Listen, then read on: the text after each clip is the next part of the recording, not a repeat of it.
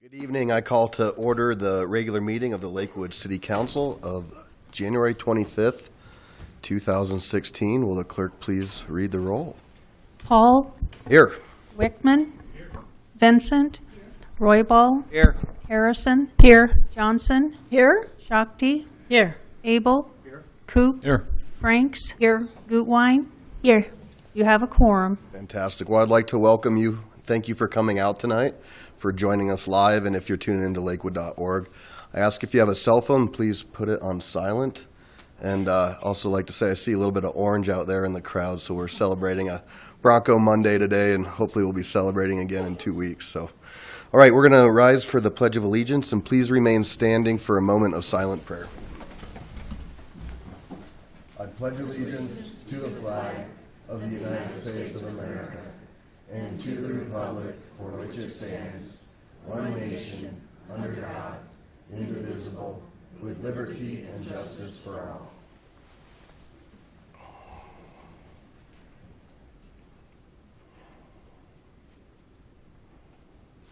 Thank you. Please be seated.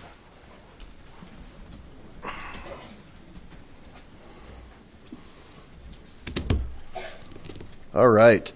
So we are to the place of public comment. And this is the point in the meeting where the public is invited to address the City Council on items that did not appear on the agenda. All comments should be directed to the City Council. I ask that all in attendance observe the decorum of the City Council chambers and refrain from applause or audible support or discord with the speaker. There is a 3-minute time limit. You'll see up here it'll turn green, and when you have 30 seconds left, it will go yellow. And when you're done, we'd ask that you wrap it up. It'll turn red.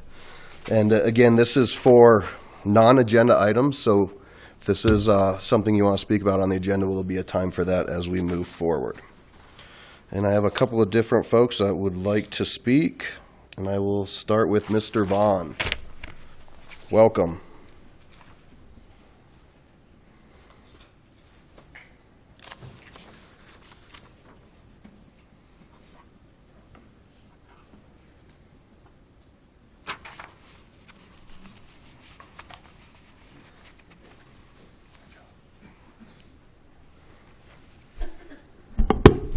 My name is Newt Vaughn. I live in Ward 5, and this is going to be kind of brief. I got a little concerned about this youth moving into the Federal Center. I just wondered what we can do as citizens to help you guys out, to find out any further information. I understand, Ramey, you've been in touch with some people, and I'm quite concerned about what the impact this is going to have on our community and our tax dollars. I don't know whether the local school system is going to be held responsible to educate these kids or what's about to happen. So thank you. Thank you, Mr. Vaughn. Ms. Monk?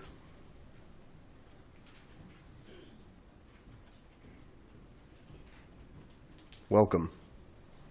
Good evening, counselors. My name is Amber Monk. I am probably the newest resident, or one of the newest residents in Ward 2. I'm at 1198 Pikeview, and shortly after moving in and writing the contractor a check, I learned that there are one, if not 2 or 3 high-density, low-income housing projects coming through the pipeline, and I would like to talk about that for my time. Importantly, I think what I want to focus on is achieving density through diversity. And when I say that, I really mean diversifying where these projects are. Right now, we already house a low-income project within 4 blocks of where I live. So this is not about not in my backyard. This is about not doubling up in my backyard. This is about ensuring that we have projects throughout Lakewood before we focus on one community. My community does not have sidewalks. It has rural charm. My house is zoned for large animals. Across the street, my neighbor has chickens and goats, and there's a horse down the block. We live in a neighborhood that is best exemplified by old country charm. And we're talking now about 2 developments, one of which is 150 units, the other of which is 160 units. They're within 3 blocks of one another. And what we do when we agree to projects that close, that high of a concentration of low-income housing, is rather than meet the policy and goal of improving low-income residents and giving them a foot in the door to middle class, allowing them to live in an area where we all get to benefit from the diversity of our respective views, and certainly where we pick them up. Instead, we are taking a good neighborhood with good people, and we are adding 300 plus units all in one fell swoop. I'd like to cite to just a couple studies, the purpose of which I think is to exemplify that affordable housing doesn't automatically reduce property values. I get that. One study concluded that a small number of units can actually have a positive impact on property values, a small number of units. Others, by the way, suggest only that the negative impacts can be contained. Regardless, those same studies conclude that a high concentration of subsidized units have an adverse impact across the board. This is Galster, Galster, 1999, Lee, Culhane, and Wachter, Wacter, 2010. A high concentration of subsidized units can stigmatize a small geographic area as a subsidized housing neighborhood. And a label, says Wachter, from which a community cannot recover. I am suggesting to this council that it consider the very serious impacts of multiple high-density, concentrated housing, and it come up with a means by which we can share that burden and that benefit. Thank you. Thank you. We're not going to follow the rules of decorum, please. I appreciate the comments and the passion. Ms. Jones?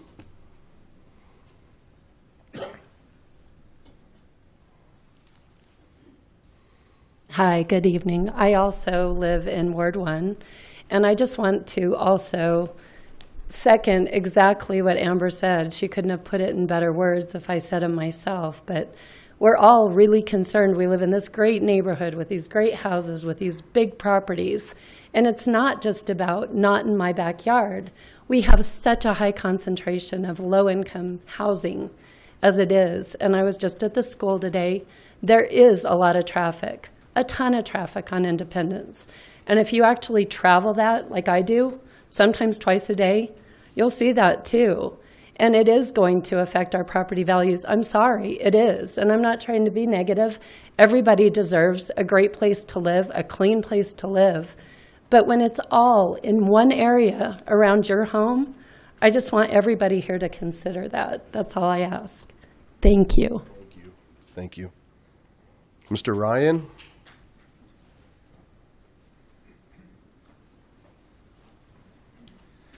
The ladies before me said it very well. I'm also in Ward 1, and I am a very new neighbor. I just moved in, myself and my 2 kids. And again, it's the rural feel of the neighborhood that drew us there. And we're concerned. We're concerned that the density and the concentration of low-income housing is going to adversely impact that feel, that neighborhood. As I think Ms. Monk said, we do have the Timberleaf facility or housing units, which are not very far at all. And if you add on top of that the 2 that are planned, it becomes it's a real negative. It's something that we have to consider. I mean, we really enjoy Lakewood. We really like the community, but we have to think, maybe we moved to the wrong place. Anyway, I just pose that to you, and I'd really appreciate any support that you can give us in getting more information and anything we can do to help you. Please let the community know. We're all on Nextdoor, which is a great website that can help us organize and we're willing to do that. Thank you all very much for your time. Thank you. Welcome to Lakewood. Gene Barber?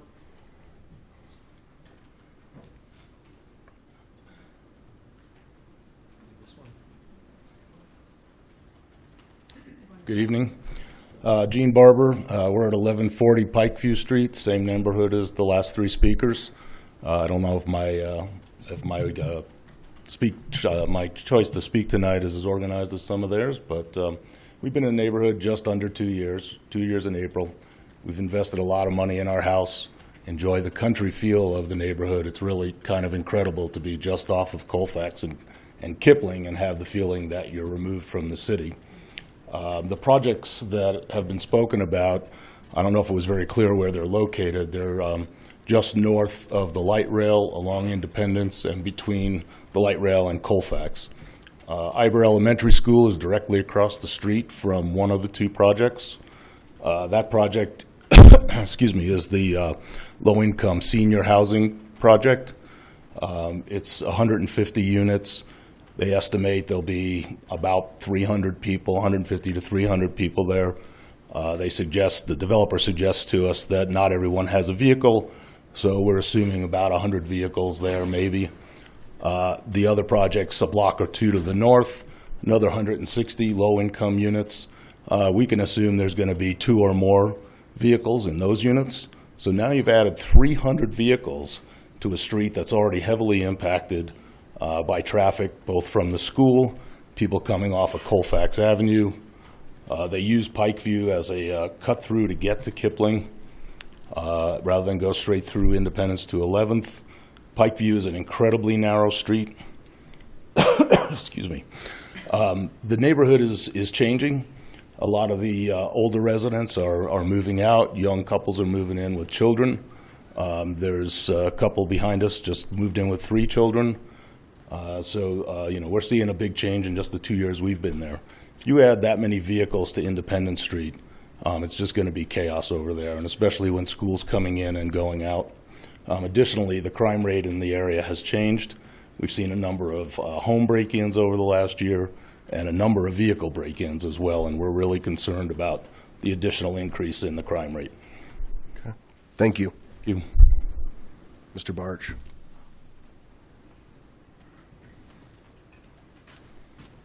So I too live over in Ward 1 in Iber, and I know several of you. So I have 3 things that I wanted to address. First is the 13th Street in Garrison, right where the RTD stop is. If you make a left, if you're going south, so across Garrison, people stop there all the time, so sometimes you get stuck on Garrison. And then also tonight, as my nanny was leaving, she mentioned that somebody was walking. She almost hit somebody that was walking off the light rail platform because they can walk off prior to where the stop sign is. So I don't know if there's I was brought up to, if you're going to complain about something, you better have some sort of alternative. So I don't know if there's a way to put a rail there to make it so they have to sort of walk around. But people also park in their, the family that lives there, they park in their driveway. And then where their garage is, people will pull up and stop there as well. So that's one. Number 2 is the Safeway over there on Colfax and Garrison. It's sort of become a transient pit stop, if you will, so much so that I've, on several occasions, alerted people in Safeway that somebody's leaving with beer or something, and they go and stop the person, and they don't do anything about it. So it really just sort of begging this to continue because there's no sort of repercussions for these people. And an interesting thing I learned when I was at Home Depot, because I fall into one of these younger families that moved in, and I've made substantial investment in my home in regards to updating it because we did purchase from somebody that, or I think original family. But I learned that some of the motels take Home Depot gift cards as payment. So I don't know if there's a way to see if they're up to code or blight the property type issue. And then the third is the development that everybody spoke about already.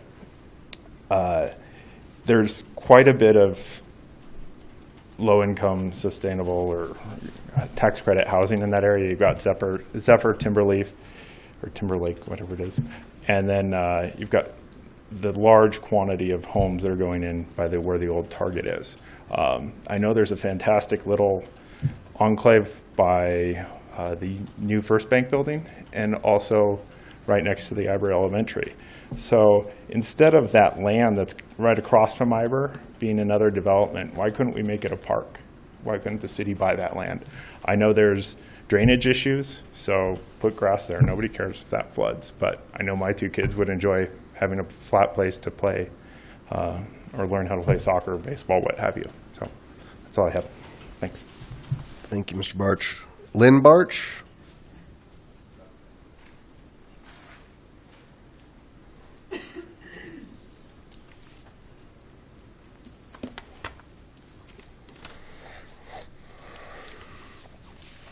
Good evening. You're kind of getting Barch squared tonight. I like it.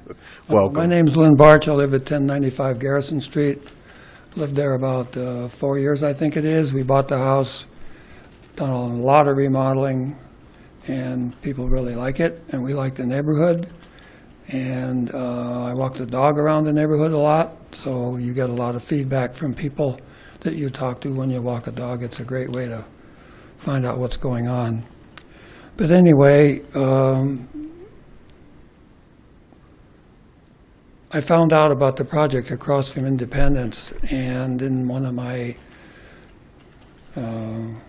posts on the web, on the net, I indicated that the women in the office in the school were really quite concerned about having Section 8 and Timberleaf across the street.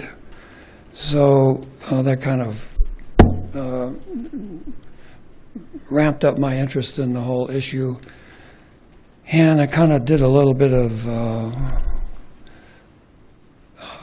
going to meetings and so on. And I think that's just a terrible use for that piece of property.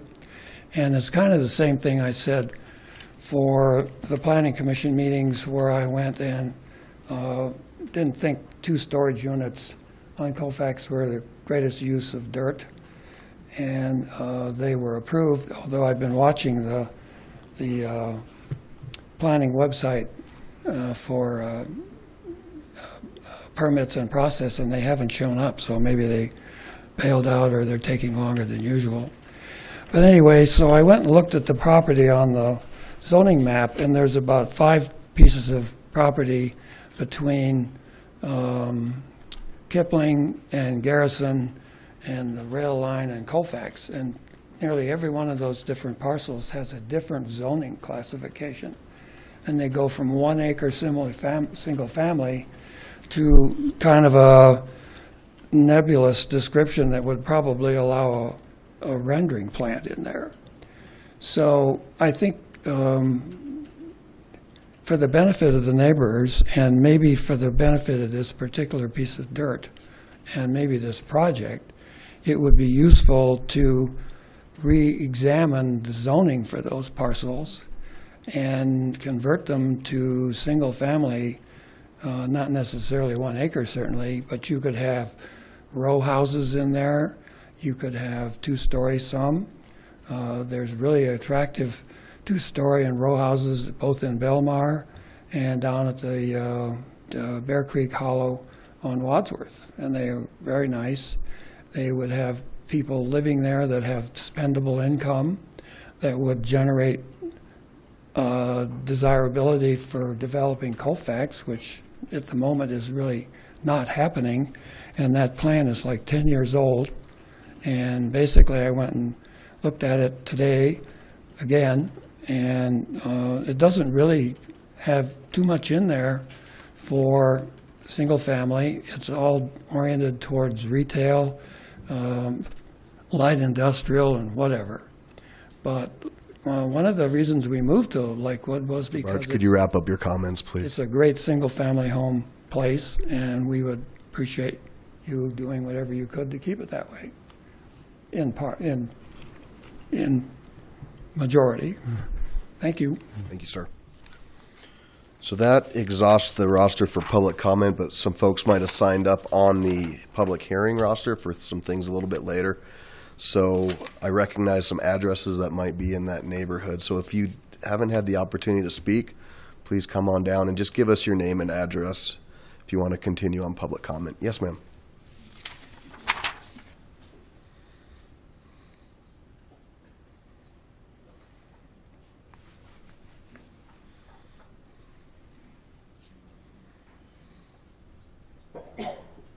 Good evening. Thank you for giving me the opportunity. I'm sorry I was late. No worries. Welcome.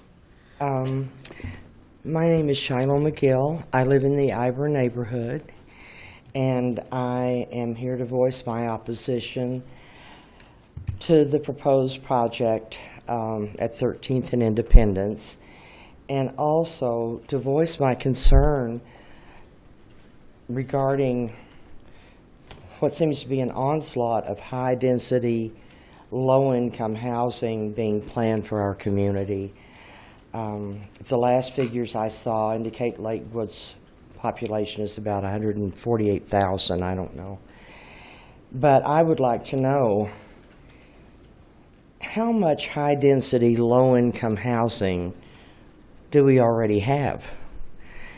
How much has been approved that hasn't been built?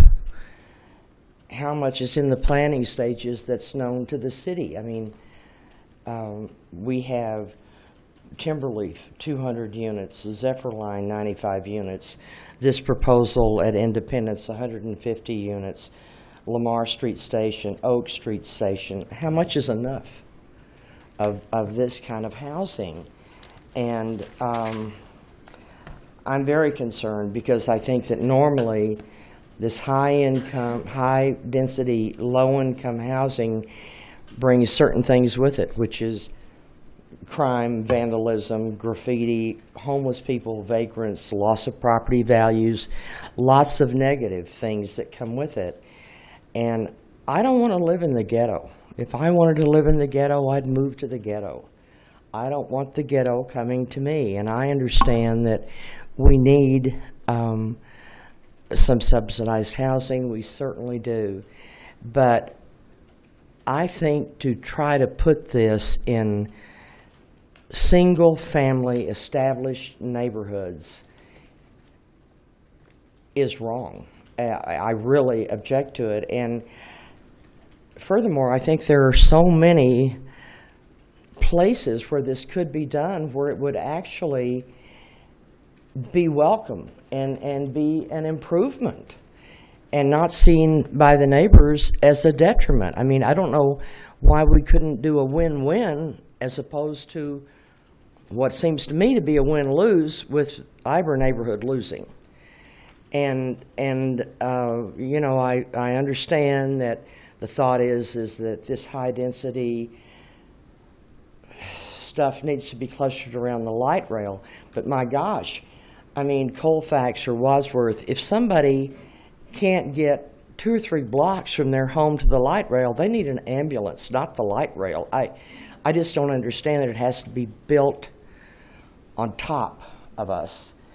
And I understand, like with this Independence Village apartments, I know there was a traffic study done that said it's not going to impact us.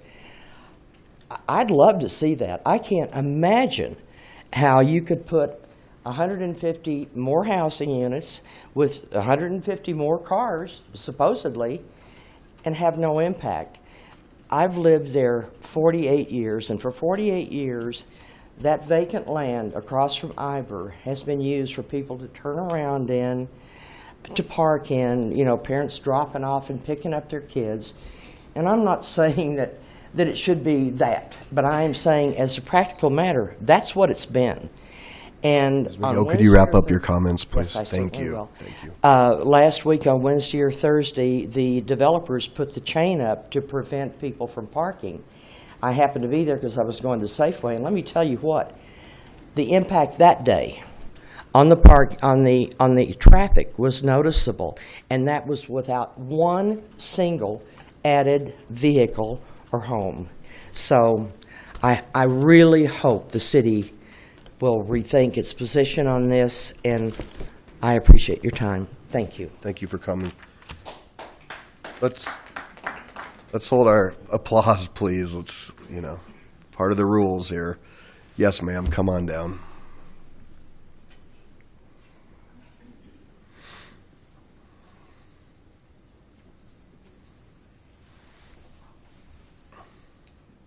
Welcome.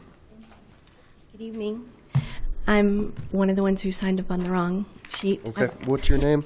Pam Cordes. I will switch. You signed up first. You were ready. I was ready. Welcome, go ahead. Thank you. I live at 1355 Garrison, and I want to speak the same as my neighbors have spoken. I've done a lot of research as well to try to find out what will be the impact. We moved there almost 2 years ago, and we knew where we were moving. My driveway faces the entrance and exit for Timber Leaf or Timber Spring, whatever it is now. And we certainly knew that's where we were moving, and we intended to live there, and we intended to live by the light rail.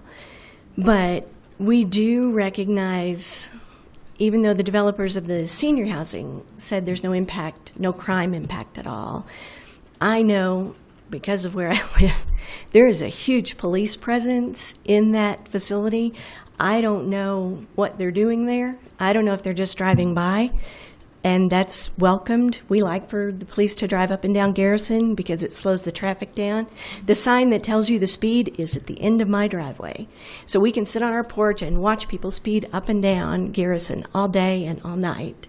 And there is no deterrent. They don't stop people for speeding. And so we're concerned about that crime factor, and we're concerned too about the load in the neighborhood, just the number of cars.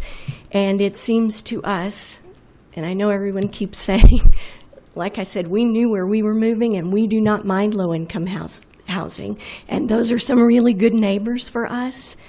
But the density, I think, is what concerns everyone.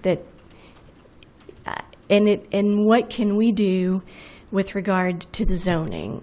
I think the way it was explained to me, it was grandfathered in because it was already multifamily, and they wanted to have zoning that would include what was already there. But it seems to me it promotes more of that kind of density that we object to, because it's not the kind of place that we thought we were moving into. And we were expecting regeneration on Colfax and lots of new development. And if that is all going to be very dense, multifamily, we feel like some of the other neighbors that we made a mistake. Thank you for your time. Thank you. Anybody else on this, sir? And then you'll be next after him. Are you on one of these sheets? I am not. I came in late. Okay. I'm very new to Lakewood. So my name's Josh Harris. All right, Mr. Harris, welcome. Yeah, Shiloh is actually my back neighbor, and she kind of introduced me to this issue. I was on a business trip, and she called to kind of voice her concern, and it was concerning to me as well. And I think, like one of the earlier speakers was talking about, coming in and being some of the younger group, and we've got 3 young kids. I'm like meeting some of my neighbors as they talk. I'm like, I think I know where they're at, and which is great. But I am concerned as well, because I think that the density is a big problem for an area that has that country feel. We moved in because of that, the big lots and the just that idyllic sort of look. And I think there are better uses for the land. I think there's a lot of ways to develop it in a way that is more beneficial and can help the tax revenue of the city, with the revitalization of that West Colfax area. And people have spoke about it. And I'm going to echo all their sentiments with my concern, just that there's too many different large projects that are going to completely change the feel of the neighborhood. And a big concern for me as a parent is crime. Mm-hmm. And I'll say right now, if there's crime at all, like if it is a concern at all, we're going to move, because I have 3 young children, and I want them to be raised in a safe, happy neighborhood and have that great childhood that you want for your children. So those are my concerns, and thank you for hearing them. Thank you. Thank you for coming out. Sir?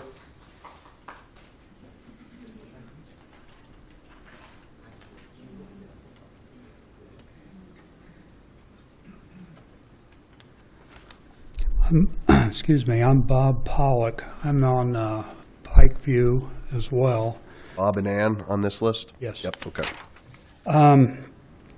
First, I went to a meeting with the Wazi partners, and I didn't feel like their due diligence was up to speed at all. They had not contacted West Metro Fire. They had not done any traffic studies at all. But they did mention they allowed 1.7 cars per unit. Now, I knocked that figure down to 1.2 cars, and that's 330 cars additional with that property. Lakewood Housing Authority is proposing 150 more units at 1 car each. That's a total of 330 cars additional total just in a 2-block area. That's going to highly impact our area. Wazi partners claim that this was senior living, but I would like to know what kind of audit can be done to see if anyone school age is going to be there, because that will impact the Iber Elementary School, which is right now 75% low income or free lunch programs. That will raise that percentage, and that will tend to discourage teachers from wanting to come into that school. That in itself will help degrade the neighborhood. Also, there are some serious drainage problems with the property that this is proposed on. There are 2 houses behind that were flooding with heavy rains prior to RTD's light rail. When RTD came in with their light rail, they rerouted some of their drainage, and that made that area even worse, and the housing flooding even was worsened by that. So I don't see where that's going to improve at all with non-porosity of the soils in that area. Thank you. Thank you. Ann, did you want to speak? Okay. Anybody else on this? Come on down. Yes, public comment, as long as it's not what we're going to talk about here in a little bit.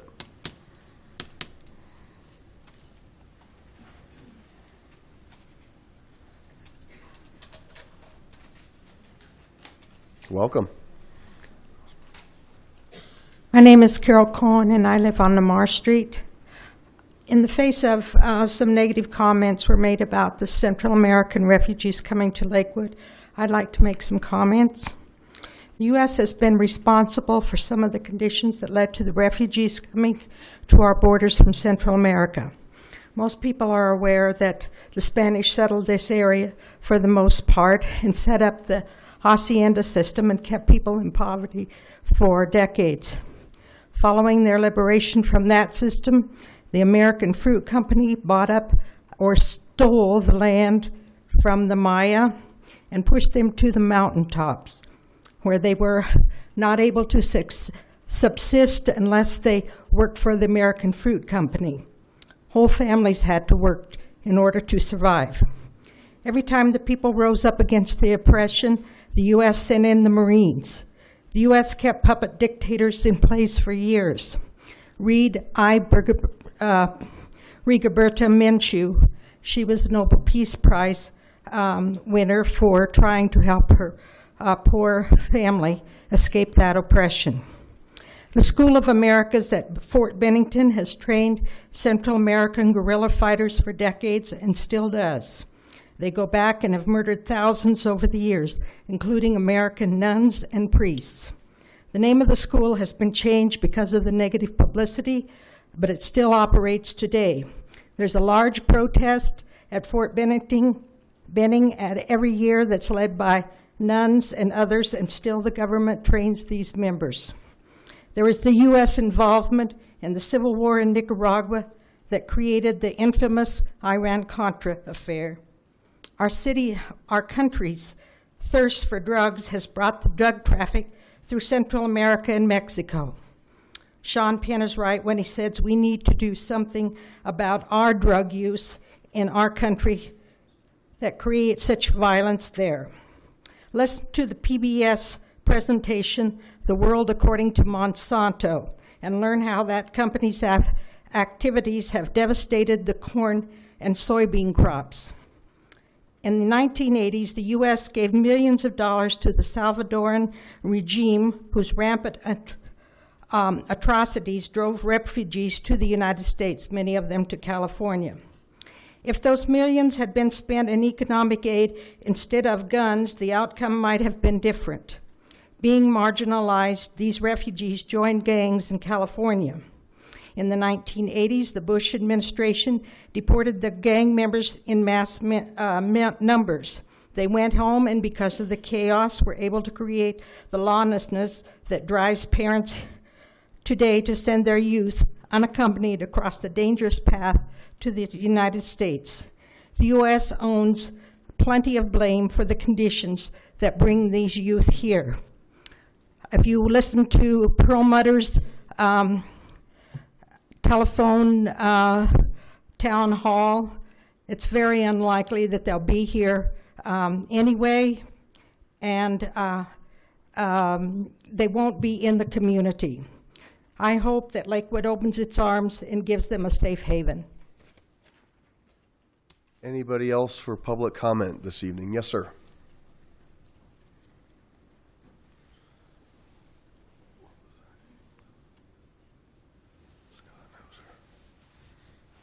Welcome. Hello. Good evening. I'm Jim Vanola. I have the property on 1135 Pikeview. Been there since 1963. I've seen houses built in the neighborhood, single-family homes. I've seen different things go up in other neighborhoods. Some like you're talking about building there, and I've seen them bring the neighborhoods down.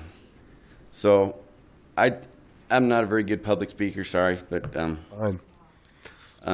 I just think it's a bad idea. I've seen too many changes. I used to ride motorcycles in that field when I was a kid. And now they're trying to build something on it I don't think is going to help the neighborhood. You're talking about, from what I've heard, people to traffic. It's going to change the neighborhood totally. It's not for the better. That's just my opinion. Thanks for coming out. You did a fine job. All right. Anybody else? Yes, ma'am. There's two in the back.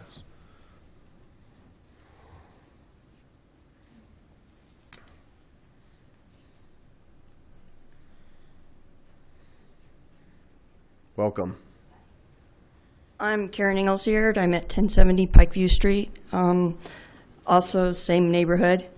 I just want to say that I think that there's an overwhelming abundance of low-income housing, especially along the light rail line, especially in Lakewood.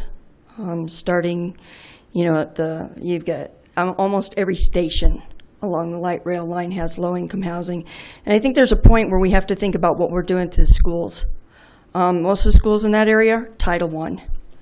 That's a high impact. It's hard on the resources. If we add more buildings, one of them they're saying senior, but the other one isn't.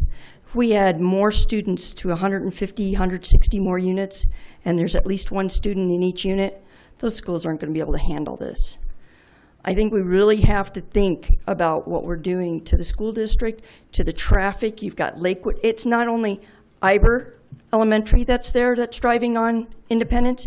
You've got Lakewood High School. Both of those are competing on that street at similar times. That's a lot of traffic. There are no lights at Independence or 11th to get onto Kipling. Left turns, very difficult. So I think we really need to think about how we plan or how many units we put into an area. There's a lot of apartment buildings already in that area. Thank you. Thank you. Ma'am?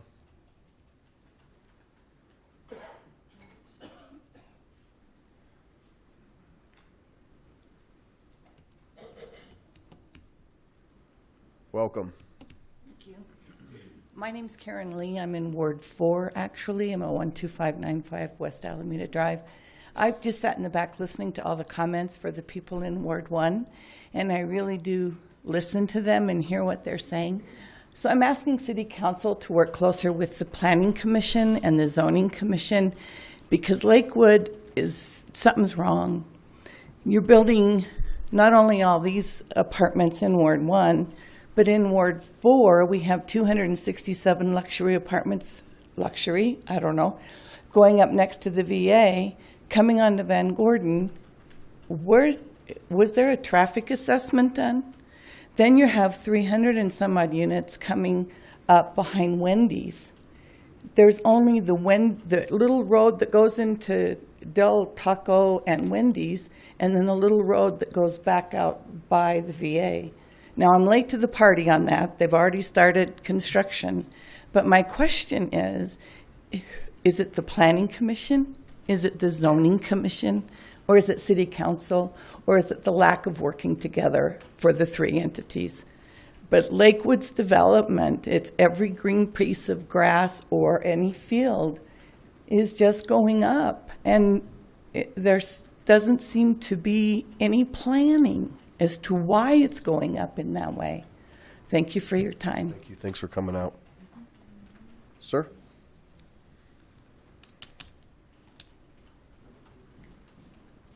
Welcome. My name is Dennis Waldner. I don't live on Pikeview.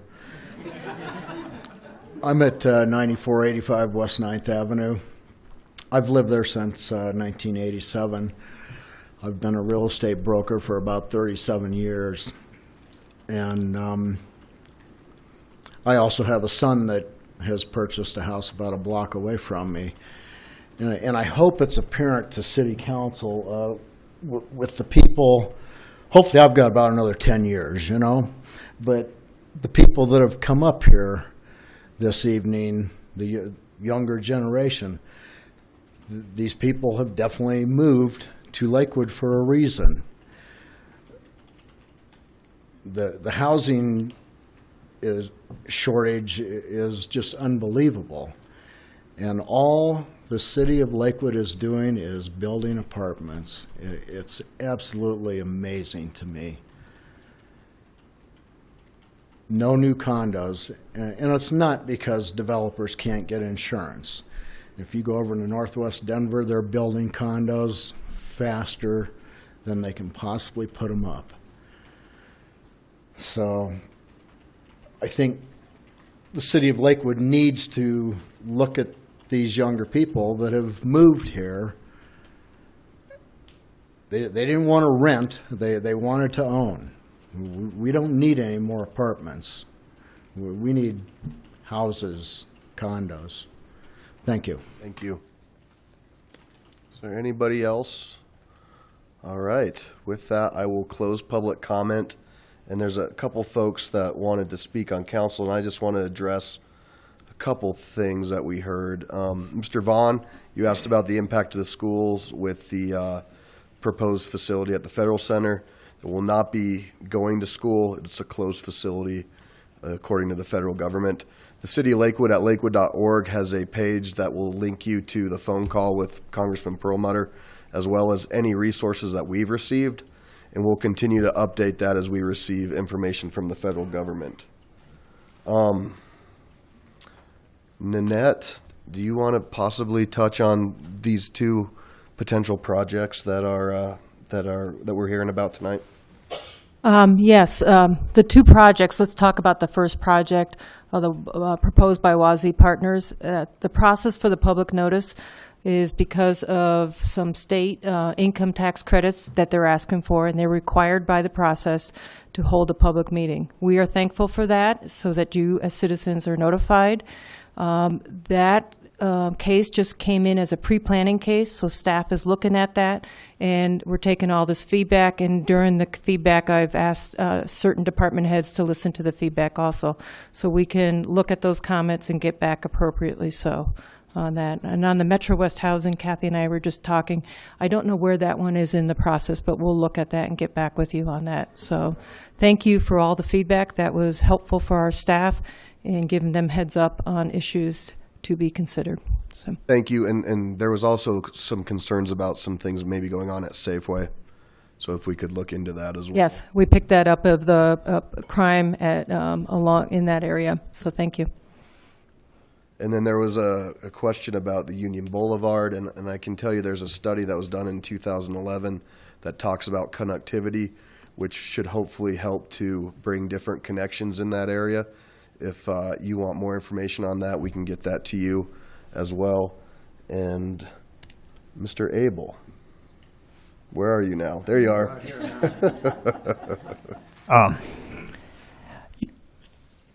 The concerns about the development over across from Albers Elementary are well taken. The consequences of our zoning ordinance are going to require a hard look at several of its provisions. And clustering these high-density housing projects is not a benefit, especially to those spacious neighborhoods that we love, the safety of our children, and the quality of our schools. So I'm hoping that in the near future we'll be able to give the public another shot at input on how to fix the problems that have arisen and point out problems that we probably haven't seen or heard of yet. Thank you. Councilor Harrison? I just wanted to kind of go over the process a little bit because I was looking at the planning and development project list here as we were talking. And Nanette, thank you for making that comment that they just heard it today. So in terms of public comment, anybody wanting to, there'll be the Planning Commission that will hear this, correct? Let's go through the process. I'd be reluctant to say that right now. It's in pre-planning. Pre-planning is the opportunity for the developer to come in and meet with staff and talk about the merits of the project. If the applicant chooses to go forward, it's my understanding it's in the site planning process, which I believe is an administrative process. And so it does not have that feedback mechanism of going to Planning Commission. But Karen, Councilmember Harrison, I'm sorry, I promise we'll follow back up and we'll get information out on that for you. That would be a really good to know because I'm looking at the list and it doesn't show up here at all, and I understand now why. I would feel much better, as would probably everybody in the room, if we could get a little bit more information. I know in the new plan there was a suggestion, a strong suggestion, that potentially the developer would hold more public meetings if requested, and it sounds like the public would really appreciate that if they could have more information. Good. I think what we would do is give you an update next week. Thank you. So it's in a public forum. Thank you. Councilor Johnson? Thank you, Mayor. Well, first I'd like to thank so many people that came out tonight to testify. A lot of you have become friends and not just acquaintances. And I agree with Councilman Abel. I think that there are ways that we need to look at the zoning ordinance that we can improve on it in many ways. And this is an example of what we've got going on. I just want you to know that I am listening and I do care. The developer has been invited to our next ward meeting, the third Saturday of February. Hopefully, he'll be able to answer some questions and to present what he's about at that point. I very strongly believe that development needs to be done reasonably and responsibly so that it enhances our pre-existing neighborhoods. Again, thank you for coming. And I would echo that statement by Councilor Johnson. The metro area, this is not unique to our community, unfortunately. As you saw, we've grown 100,000 people in the last year. And you go downtown and it's the same deal. It's apartments everywhere. And to the gentleman who talked about condos, at the $800,000 range, there's condominiums being built. And we really do need that diversity of housing in our community. And the other trigger to that is with so much multifamily, you have, what's the next hot thing? Public storage, right, for people to put their stuff. So it's an interesting time, and it's something that we need to be very thoughtful about. We finally had a market rate facility go up. It's multifamily, but a market rate facility is being built. They broke ground on it last week, a little bit east of where you're at near Lamar Street. So that's a positive. That's a sign of, I hope, more good things to come, but definitely like to have more information and make sure that you're involved as we move forward. All right. Anybody else? Okay. We'll move on to the consent agenda. In the consent agenda, the use of the consent agenda has been made to... The resolution. Oh, we do have a resolution. Please forgive me. Will the clerk please read item 5 into the record? Item 5, Resolution 2016-5, approving the appointment of members to the City of Lakewood City Council Budget and Audit Committee. I move to adopt item 5, Resolution 2016-5. I second that. All right. There's a motion and a second. And what this is from is when the Budget and Audit Committee was created, probably a decade ago. It stipulated that the members of that committee would be approved by this body. And the members who represent us on the council are Councilor Coop, yeah, Councilor Franks, and Councilor Gutwein. So all three right down there. And then there's 3 representatives from the community as well, which would be John Ludwigson, Donald Tallman, and Tim Dennis. Thank you. All right, motion and a second. Please cast your votes. And the motion carries, 11 ayes, 0 nays. Now we'll move on to the consent agenda, which the use of the consent agenda has been made to expedite council action. It contains both resolutions and first reading ordinances. Resolutions are items of a routine nature. Members of the public have an opportunity in a moment to comment on any of the proposed resolutions. I'll skip the first reading ordinance part because we do not have any on there. So will the clerk please read the items into the record on the consent agenda? The consent agenda consists of items 6 through 8 inclusive. Item 6, Resolution 2016-6, approving the City of Lakewood Charitable Giving Program, and you would be approving the amended copy, which is at your places tonight. Item 7, approving the minutes of the regular City Council meeting of January 11th, 2016. And item 8, accepting the minutes of the Advisory Commission for an Inclusive Communities Executive Committee meeting of December 2nd, 2015. Thank you. Councilor Johnson? Thank you, Mayor. I would like to pull item 6, Resolution 20-6, approving the City of Lakewood Charitable Giving Program to put on the general business agenda, please. All right, great. Thank you. So with that pulled, we'll now just be approving items 7 and 8. And may I have a motion, please? Mayor Paul, I move for approval of council minutes for acceptance of the minutes of boards and commissions, all of which are included in the consent agenda items introduced into the record by the city clerk, less item number 6. I second that. All right, there's been a motion and a second, and we do need to open it for public comment. Is there any comment on the minutes or the minutes of council or boards and commissions? Seeing none, we'll close that public comment. Any comments from council? All right, please cast your votes. That motion carries. 11 ayes, 0 nays.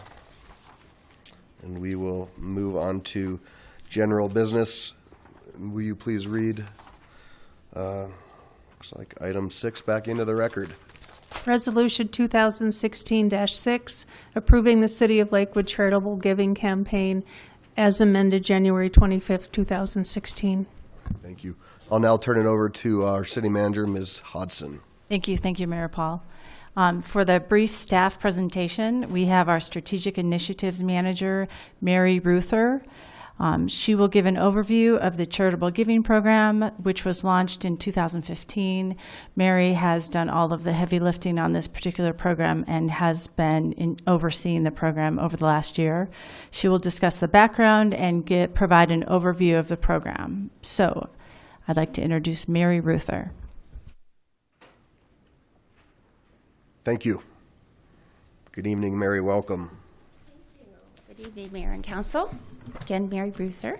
And as Kathy says, I'm going to give you an overview of the charitable giving program, and then I'll be happy to answer any questions that you have. First, one of the reasons that the charitable giving program was recommended was to respond to the number of requests the city receives every year. The structure of the program allows us to better coordinate the requests that come in and also to review and thoughtfully assess those requests. So that was one reason it started. We did not heavily promote the 2015 program because it was a pilot program. And as such, we did receive some requests outside of the program, and we were able to defer those to the structure of the charitable giving program, which was very helpful. And already in 2016, we know that there's going to be some requests coming from organizations supporting veterans, supporting homeless, and there's many others. So if you approve the program to continue in 2016, we will defer those programs to the formal program. That being said then, in 2014, City Council approved an allocation of $100,000 in the budget to pilot a program in 2015.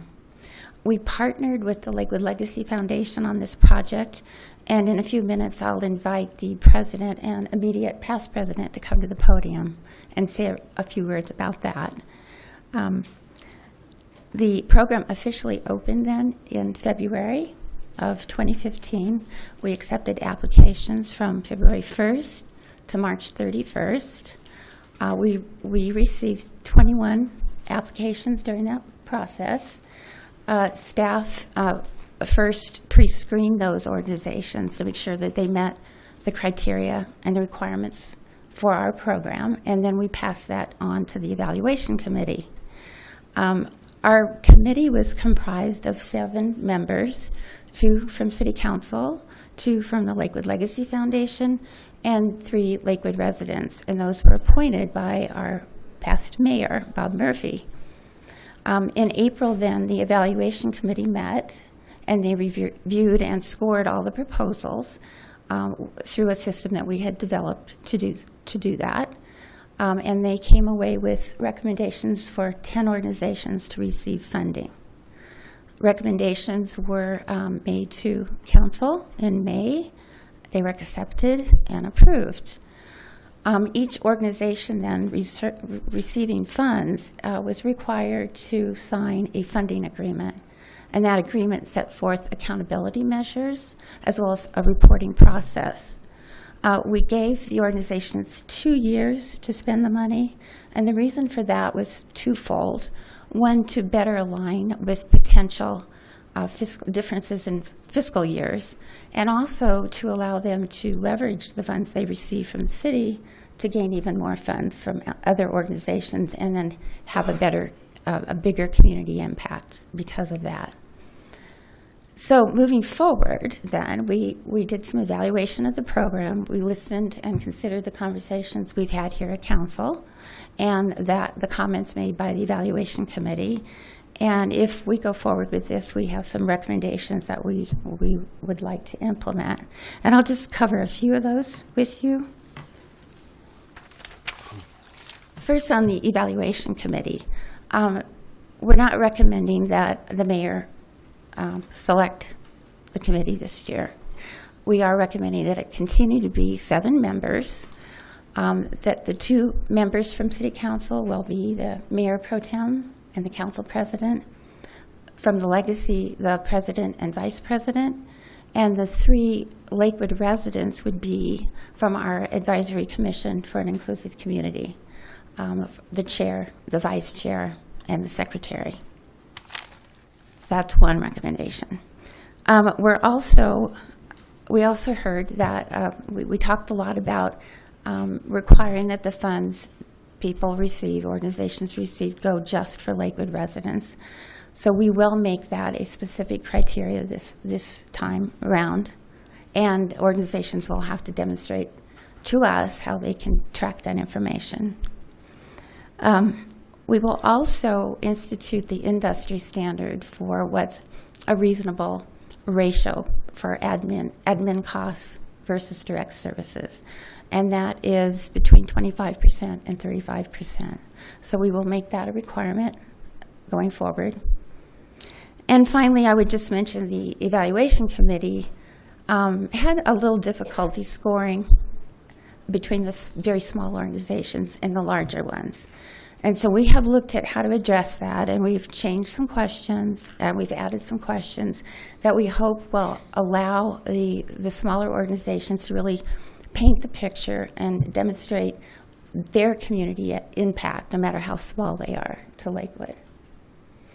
So that being said, I would like to invite Don Skanga, the current president of the Lakewood Legacy Foundation, and Keith Steckmesser, the immediate past. Welcome, gentlemen. Hello, Mayor. I am the new president of the Lakewood Legacy, and we won't go into details about who we are necessarily and what we're doing.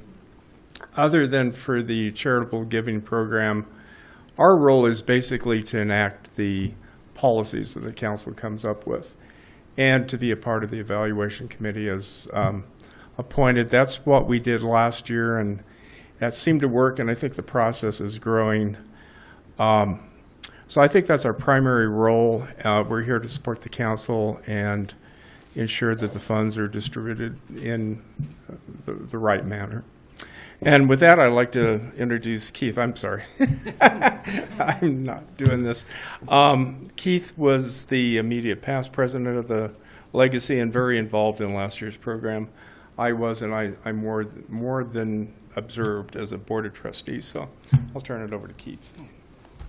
Just a couple of brief comments. My name is Keith Steckmesser. I live at 1st and Estes. My office is at 4th and Union.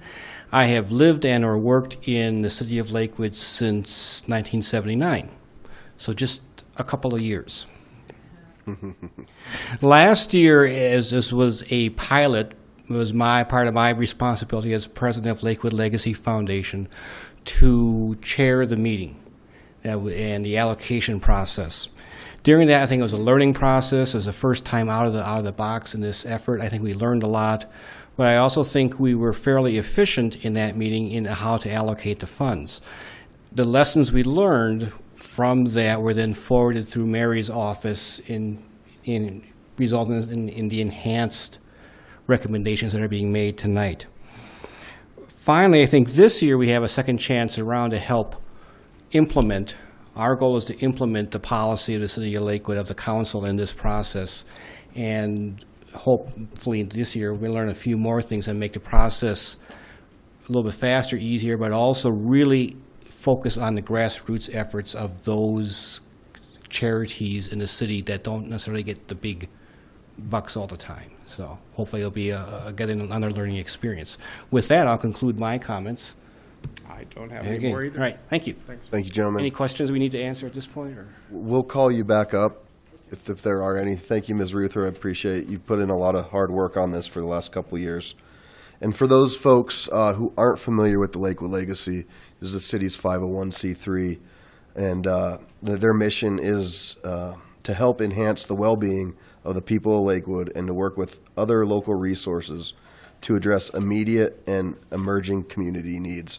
It was started in 1986, and they're real active with Camp Paha and some other things that they've done. So that's Lakewood Legacy. And I was going to go to public comment. Ms. Franks, do you want to wait till? Okay. So I will now open the public comment period on this resolution, and I do have a sign-up sheet. And first on this list, it looks like Ms. O'Neill.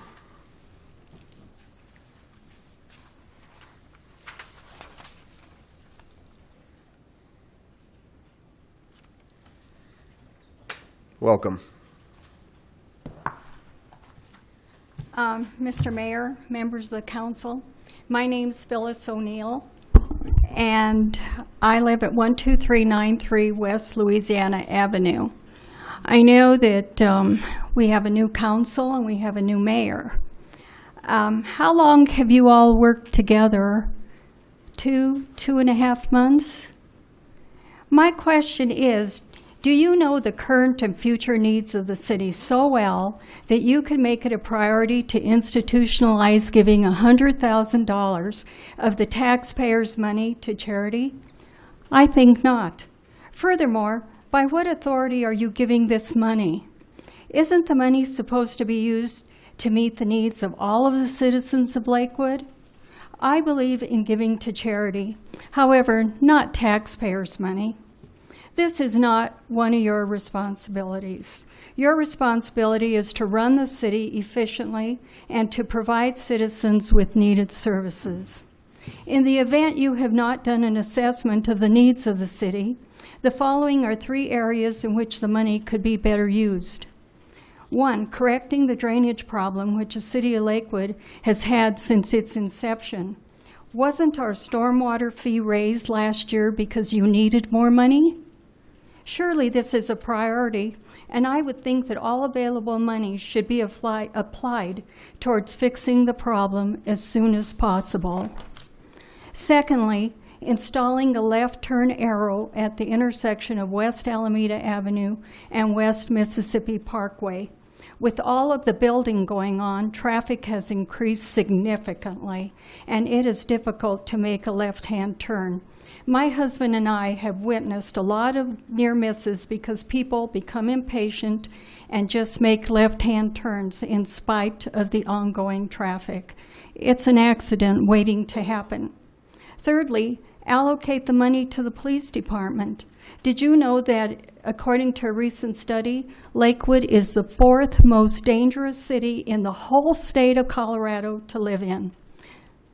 The 4th most dangerous city. Wouldn't it be nice if it was the 4th safest city to live in? My recommendation is that this proposal be withdrawn and that you go back to the drawing board. If you cannot come up with a better use for the money, give it back to the citizens or lower our stormwater fee. We do not need the city to be giving taxpayers hard-earned money to charities of your choice on behalf of us. We are perfectly capable of making those kinds of decisions ourselves. Thank you. Thank you. All right, and I think we have a few folks that might have signed up on this, but you're more than welcome to speak. Janet Parr? Okay, no Janet Parr. Jean Barber? There we go. Ms. Michelle Jones? Same. Christine and Jim Vanola? Okay. Just going through Amber, I imagine you just wanted to speak about, yep. Mr. Ryan. Okay. Kay. Ozanne. Okay, all right. They're both on Peak View, so I imagine that was earlier. Mr. Zababwa. Good evening. Welcome. Thank you. Mayor Paul, members of the City Council. First of all, I want to thank you for your support of the Lakewood Charitable Giving Program.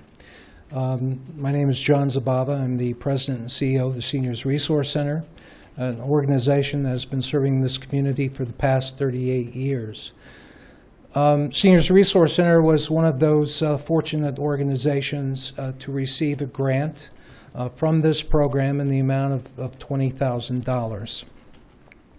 I think that this program reflects your commitment to the older adult residents of Lakewood and recognizes the importance of community-based options that support the independence of older adults so that they may remain in their homes and engaged in community life.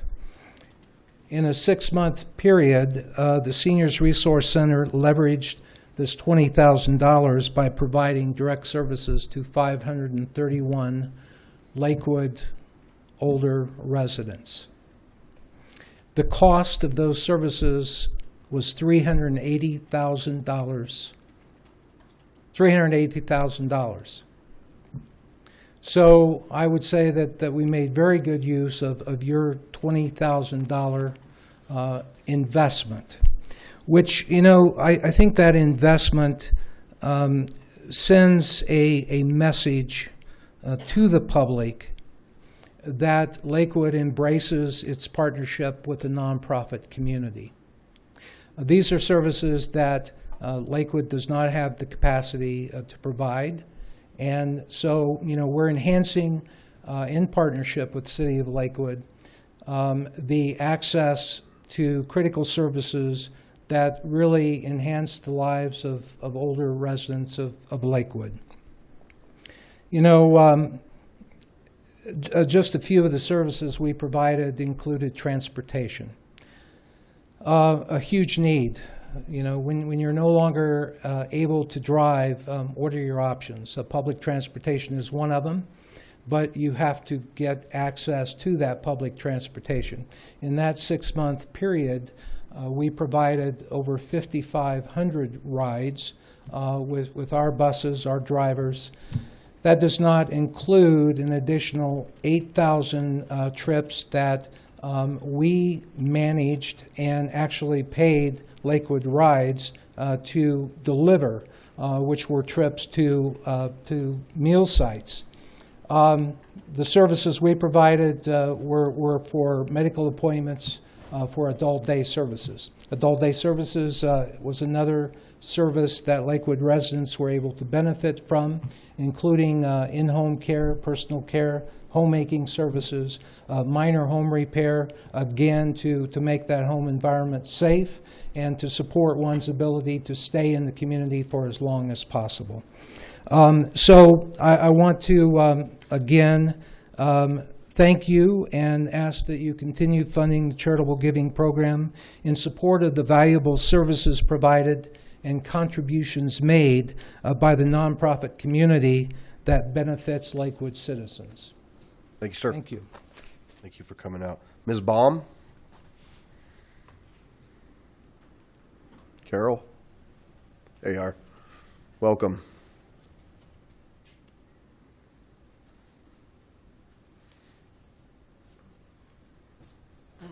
Here, I was wondering, someone couldn't come tonight, so can I read, along with mine, can I read hers? It's very short. Hopefully you can get it in 3 minutes. Okay. Well, I'm letting people go a little bit over tonight, so. Okay, thank you. I'll give hers first. This is Tamara Stubbs and her husband. And I do believe we received her email. Oh, did you? But she said she didn't send it to everybody because she didn't have all your emails. And so that's why she wanted me to read it tonight. So, dear City Council, we were shocked to hear that the Lakewood City Council voted last year to give away taxpayer money to charities. Charities and TAC that are not inclusively in Lakewood and do not only serve Lakewood. And in the same year, the City Council raised stormwater fees nearly double with no sunset provision. As lovely as the services are that the charities provide, it is not appropriate for the Lakewood City Council to give away taxpayer money to charities. Excuse me. We strongly say please do not do this again ever. If the City Council members as individuals want to donate, that's fine. By the same token, let us decide who we donate to as well and not have the Lakewood City Council tax us and make us donate. That's not proper. Please don't vote to give away our tax dollars that should have been used for stormwater fees and other city maintenance. Sincerely, Mr. and Mrs. Stubbs, Ward 4. I come before the City Council this evening to make comments on the charitable giving resolution. There's some areas of concern that I'll mention that I would rather the money be used for, like roads. Recently, I've been noticing how bad some of the roads are in the city. They are in need of repair, and some are very bumpy because of all the patching that has been done on them. It would be a good use it would be good to use this excess money on repaving the worst streets in the city so that we can have nice, smooth roads to drive on. Also, I've noticed that the removal of snow, when we had a snowstorm that was, I don't know, maybe between 8 and 10 inches of snow, the snow plows didn't come down the side streets, and that would be another thing I would like for the city to spend more money on so that we can get in and out of our driveways. Another recommendation I have is that the city needs to find ways to not burden the taxpayer with additional taxes that are not absolutely necessary. I'm referring to the stormwater tax decision that happened last year. The $100,000 was given away to 10 charities should have been used to pay for the stormwater fee increase, which would have benefited the people in the city of Lakewood whom you serve. Your job as a city is to spend taxpayer money on services such as streets and public safety, and not to give our money away to charitable groups. Individuals should be making these decisions. Also, our state constitution does prohibit this, and thank you for your time. Thank you. Got through them both. All right. Next up, we have Meg Strickmatter. Good evening and welcome. Thank you, Mr. Mayor, City Council. Appreciate the opportunity to be here this evening. I am Meg Strickmatter, Executive Director of the Action Center, located at 8755 West 14th Avenue here in the beautiful city of Lakewood. And I want to express our gratitude for being included in last year's charitable giving program, and we are so grateful for that. We utilized the grant in support of our food rescue and grocery program to feed hundreds of Lakewood's residents who were food insecure. With our new program services building, we now provide a self-select grocery where our participants, with the help of a volunteer shopper, actually get to select food as if they were in a grocery store. The layout of the grocery is predicated on the USDA My Plate, Choose My Plate, which focuses on healthy foods such as fruits, vegetables, grains, proteins, and dairy items. And participants receive a shopping list that's based on family size and select those items from the core of the Choose My Plate. We're focusing on nutritious foods and good food choices. In some cases, introducing participants to healthy foods that they may have otherwise never had the opportunity to use. And these are actually foods that they get to choose, as opposed to having how we used to do it in previous years of pre-packing food boxes, where we would guess, and sometimes we would give people food with good intention, but they were not going to use that food, and it went to waste. To have nutritious food in the grocery, we operate a food rescue program where we work with a total of 8 grocery stores, 3 of which are located right here in Lakewood. These grocers work with us, and they are Sprouts, Whole Foods, and Trader Joe's. And we pick up from these stores 6 times a week. Over the course of a month, we rescue approximately 150,000 pounds of food that would otherwise go and end up in a landfill. This is nutritious food. These generous funds went toward the fuel, the transportation, labor expenses related to operating the food rescue program in support of the self-select grocery, which helped us feed Lakewood neighbors with a nutritious 5-day food supply. The well-being of our neighbors is central to our mission. We have been based in Lakewood since 1968, and we take this charge very seriously. I encourage members of the council to consider the power of public-private partnerships in serving our community and providing services that the city itself does not provide. And so that we can continue this program in innovative and creative public partnership ways to find solutions to problems that we know that face our community, a community we care so much about.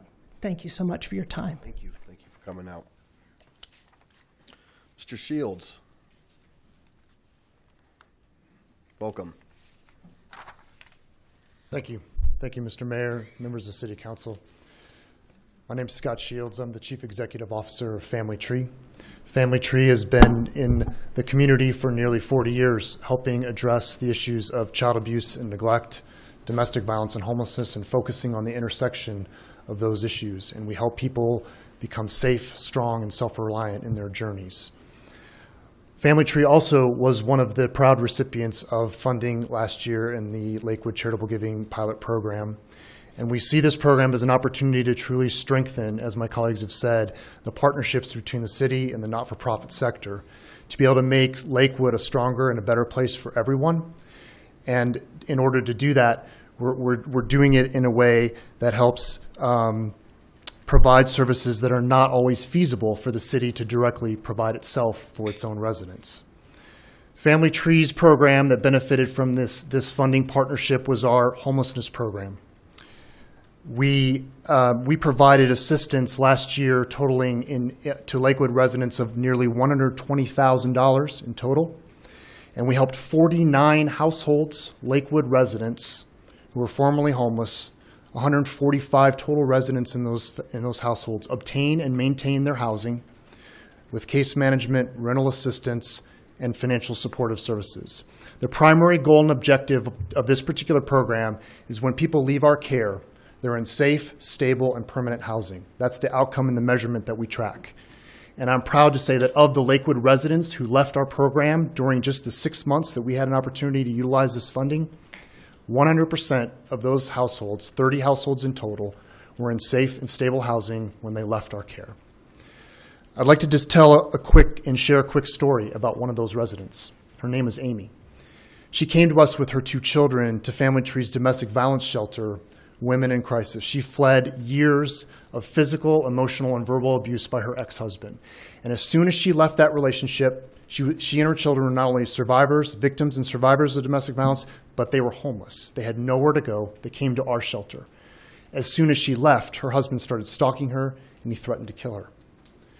Through our care, we were able to provide emergency basic human needs and safety services to get her and her family safe. But then we were immediately able to connect her with Family Tree's homelessness program, where she sought and secured housing here in the city of Lakewood, the community where she wanted and needed to be for her own self-sufficiency needs and her needs of her children who were enrolled in Jeffco Public Schools. She immediately worked on her self-sufficiency plan with her case manager and her employment specialist, and she was able to secure just last fall a job with the Department of Corrections. She now has a stable, livable wage. She's no longer receiving subsidized assistance from Family Tree or other organizations, and her kids are still stably enrolled in school and thriving, participating in extracurricular activities and doing everything that children need to do in this community. We at Family Tree believe strongly that when we can transform a life, we can transform a family, and when we transform families, we start to transform communities. And I think in partnership with the Lakewood Charitable Giving Program, that's exactly what we've been able to do. And we appreciate this opportunity, and we encourage you to help keep this funding going so that we can serve the most vulnerable residents in Lakewood. Thank you so much. Thank you, sir. Mayor Burkholder.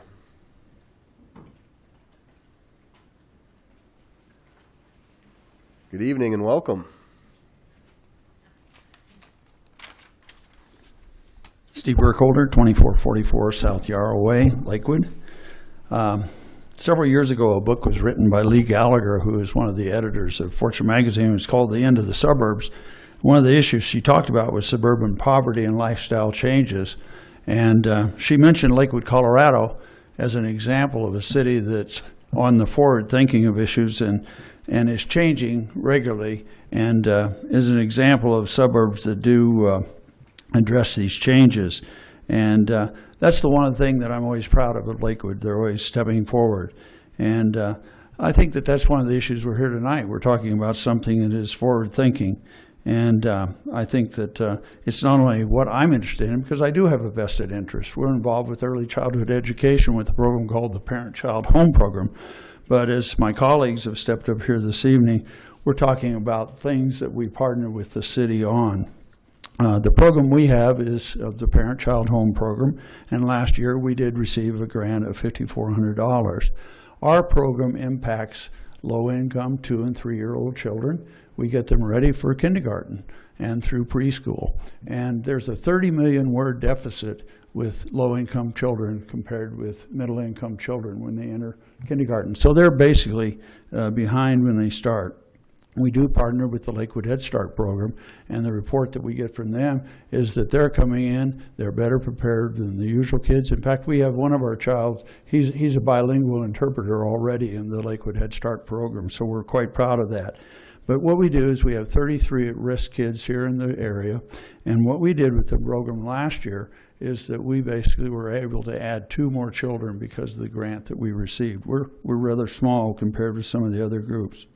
Well, we close that preparation gap, we reduce the need for remedial programs, and we become the model to become that parent's first child's, that child's teacher. And we do change the life of not only the child, but the parent. And nationally, we've been in business for about 50 years. And so we have some very good studies showing that the person's life has changed dramatically. One quick thing that the Children's Campaign here does, they did a survey on this, and the impact to local communities is the fact that for every $1 that's invested, $2 comes back almost immediately to the community, because these families suddenly solidify and become more of an integral part of their community, and I think that that's very important. This last month, or just this last week when I received my Looking at Lakewood, the mayor talked about community health and healthy partnerships. Councilor Shakti and Councilor Roybal did talk about community also. So this is really what we're here about tonight. And really, as you consider this issue, I think we can talk about this being a philosophical discussion or a people discussion. And that's really what this boils down to, because you as City Council need to be looking at what is the balance that we want to create in the community. There are a lot of needs out there, and when you're looking at the total budget, this is what you have to do, you have to be looking at. In a recent book, The Conservative Heart, Arthur Brooks of the American Enterprise Institute stated, "Be a happy warrior and fight for people. View everyone in our lives as an asset to develop, not a liability to manage." Thank you. Thank you, sir. Lori Simpkins? No? Okay. So that exhausts this roster, but I know there's some folks that probably want to continue to speak. Sir, welcome. Just let us know who you are. And my name is Richard Evely. I live at 1305 South Benson Street. I've been a Lakewood resident since 2007, and I'm an immigrant from the United Kingdom. First of all, I would like to thank the Council for considering this resolution, and also thank the incredibly good work of Lakewood Legacy. Can you imagine what Lakewood would be like if it wasn't for all of this incredibly good work? Building an inclusive community, as Lakewood strives to do, requires an investment. It requires an investment of individual residents, of our faith-based organizations, of our residents, and of our local council. Each and every one of us can contribute to making the quality of life for every resident in this wonderful city as good as it can be. I'm the executive director of another non-profit organization that benefited from a grant last year, the Second Wind Fund. The Second Wind Fund provides professional counselling for children and young people at risk of suicide who have no other access to care. None. And the growing section of the community that we're serving are the underinsured. That is, families who are covered by some form of health insurance, but they cannot afford to utilize it. And without professional health care, these children that we serve will end up going to the emergency room, where treatment is incredibly expensive, the most expensive point of access for healthcare. And so actually the economic gains of an early intervention save untold amounts of money for this city. Some frightening statistics about our own single issue. You know, over 6% of children in high schools and middle schools in Lakewood have attempted suicide. And that has a ripple effect on a lot of other children and communities. By stopping these suicides, the benefits to the community are easily worth the investment of any single dollar of taxpayers' money that could possibly come forward. So I would seek and ask that you not only approve this resolution, but seek to extend the amount of taxpayer money that can be spent on investing in Colorado. I ask you once more, please consider what this city would be like if none of this work took place. It would be a much deprived place to live. The quality of life would be lower for each and every one of us. The non-profit community in America, I speak as a foreigner, is one of the best examples of community that I've seen anywhere. And it requires individual private residents to invest, and it requires the investment of taxpayers. One of the comments I'd like to make for my population specifically, the children that we serve cannot even vote, and so it is incumbent upon the council to have some responsibility to say that we can provide for these kids by extending some taxpayer money for the services that we provide. So thank you. This resolution is extremely important to the community that we all live in and enjoy living in. So I do ask that it's supported. Thank you. Thank you, sir. Anybody else wish to speak? Please. And then Joe, and then Newt. We'll come back over here. All right. Welcome. Thank you. My name is Erica Donahue. I'm with the Boys and Girls Clubs of Metro Denver. I'd just like to thank the city for the grant we received last year that supported our Jefferson County Boys and Girls Club, which is located in Stein Elementary School. That grant allowed us to serve 500 Lakewood youth and really helped us to close that achievement gap between low-income youth and their wealthier peers and help them graduate high school, live healthier lives, and really work on their leadership skills. So I just wanted to say thank you. Thank you. Mr. Margotti, good evening. Thank you, Your Honor. You excited for those Broncos? Oh. Come on, don't turn me off now. No, forget it. Good evening.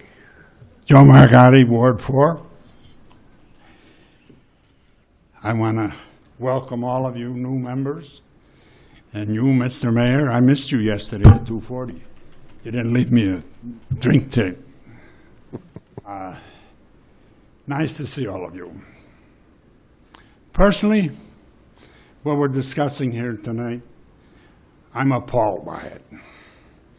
I'm appalled by this $100,000 thing. We're well known across the world as a city of diversity, whatever you want to call it.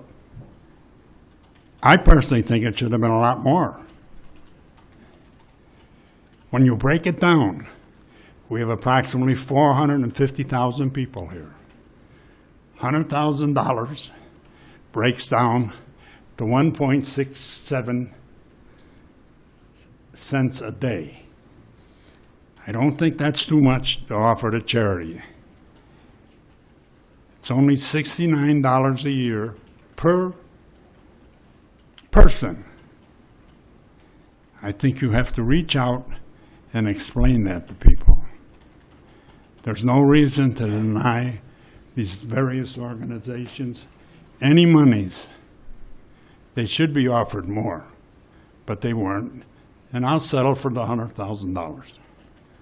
And good luck to all of you. I know it's going to be a tough session, but we'll see you next Tuesday.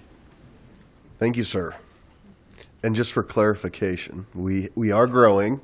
We haven't grown that much. We're about 150,000 people, not 450. But I think you meant to say 150.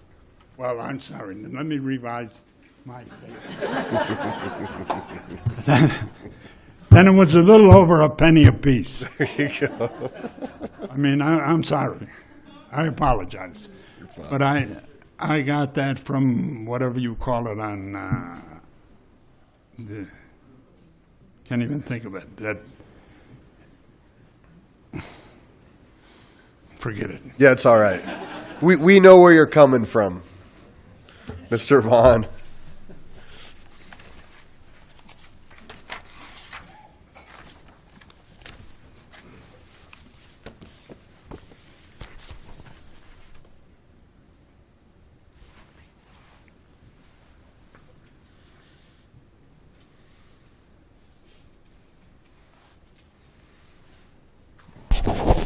Thank you, Dana, for the email on this, because I wouldn't have known about it without that. I agree with the first couple of people that spoke. I don't think tax dollars are meant for contributions. I've donated several dollars to these organizations that have got up here and spoke, and they have to make up their mind whether they're going to get a $100 contribution and the few pennies that I give through taxes. Unfortunately, our tax dollars go far too often for this kind of contributions. If you go into the Natural History Museum, you find that our roads, CDOT, donates $1 million a year to the Natural History Museum. I thought that was for roads and bridges. Tax dollars are for city services, not for contributions. Contributions are in the eyes of the people who make them. I've donated several $100s to contributions this year, but that will all stop if my tax dollars have to go for contributions. You have to make up your mind whether you want the few pennies I pay in taxes or the more pennies I pay in contributions. Thank you. Thank you, Mr. Vaughn. Ms. Shields? Or Ms. McGill, I'm sorry.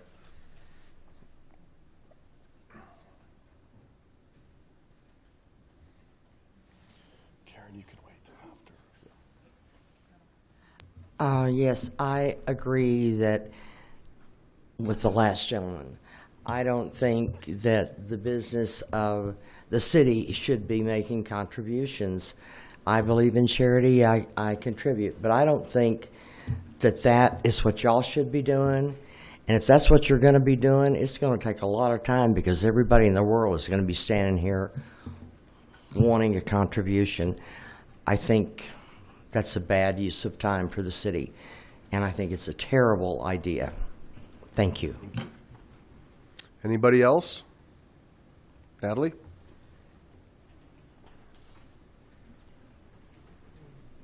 Charlie, I'm going to wait till public comment and we'll open up questions. Okay. Good evening, City Council. Natalie Menton, Ward 5. Can we get, please, I think we went through this maybe a year ago, but we're going to go through it again.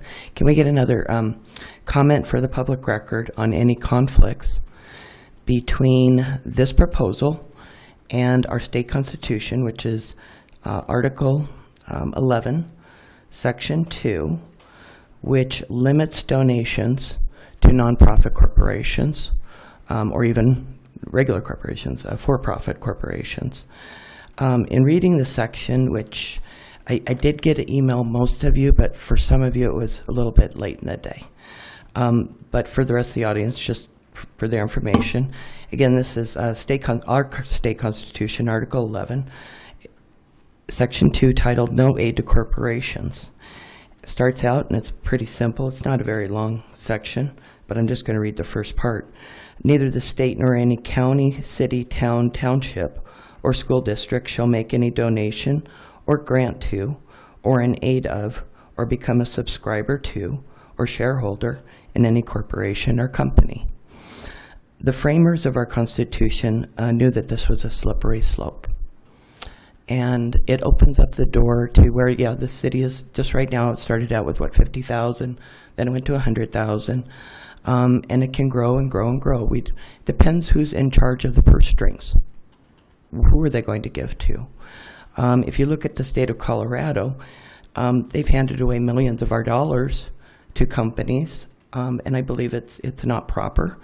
So with Lakewood, again, we don't know who's going to be in charge of the purse strings. Perhaps somebody, you could think of 100 different wild ideas. Perhaps we will give a donation to a charity that feels that it's appropriate to build 1,000 apartments within a tight area. Perhaps it'll be a charity that wants to promote fracking within Lakewood. God only knows all the different things we could talk about, but the framers knew it was a very slippery slope. So if we could just get a comment, and I'm not judging the charities, that's not what this is about. It's just simply, going as so many other speakers have said, when a person makes a donation, it should be from their heart. They really did not elect you all to make that donation for them. So if we could get a public a comment, please, whether I know this is not appropriate place for back and forth, but I would like one either in writing. Actually, I'd like it in writing too. Actually, I would really prefer it in writing for future use. Thank you very much. Thanks for coming out. Anybody else in chambers? All right, with that, I will close public comment. And before we'll read this into the record, we'll do a motion and a second to open the discussion. So I'll ask Council President Shakti.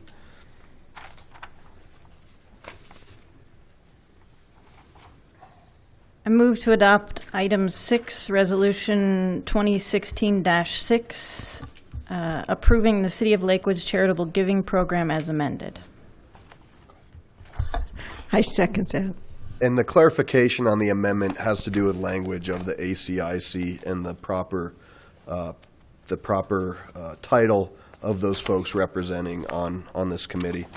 And as you could imagine, we have a lot of folks that are willing to or wanting to speak. And before I go into councilor questions and comments, let me just touch on a little bit more as to where these monies went last year. And again, echo what it started out to be is trying to figure out a way that the city could manage this program. And somebody talked about, well, everybody will come.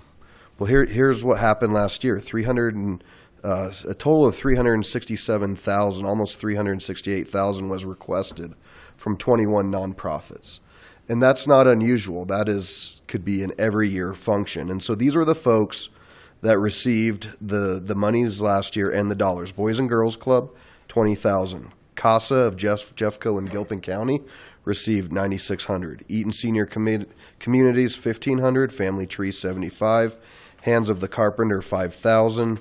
Jeffco Action Center, 20,000. Jeffco School Foundations, 5,400. St. Anthony Hospital, 10,000. Second Wind, 1,000. Seniors Resource Center, 20,000.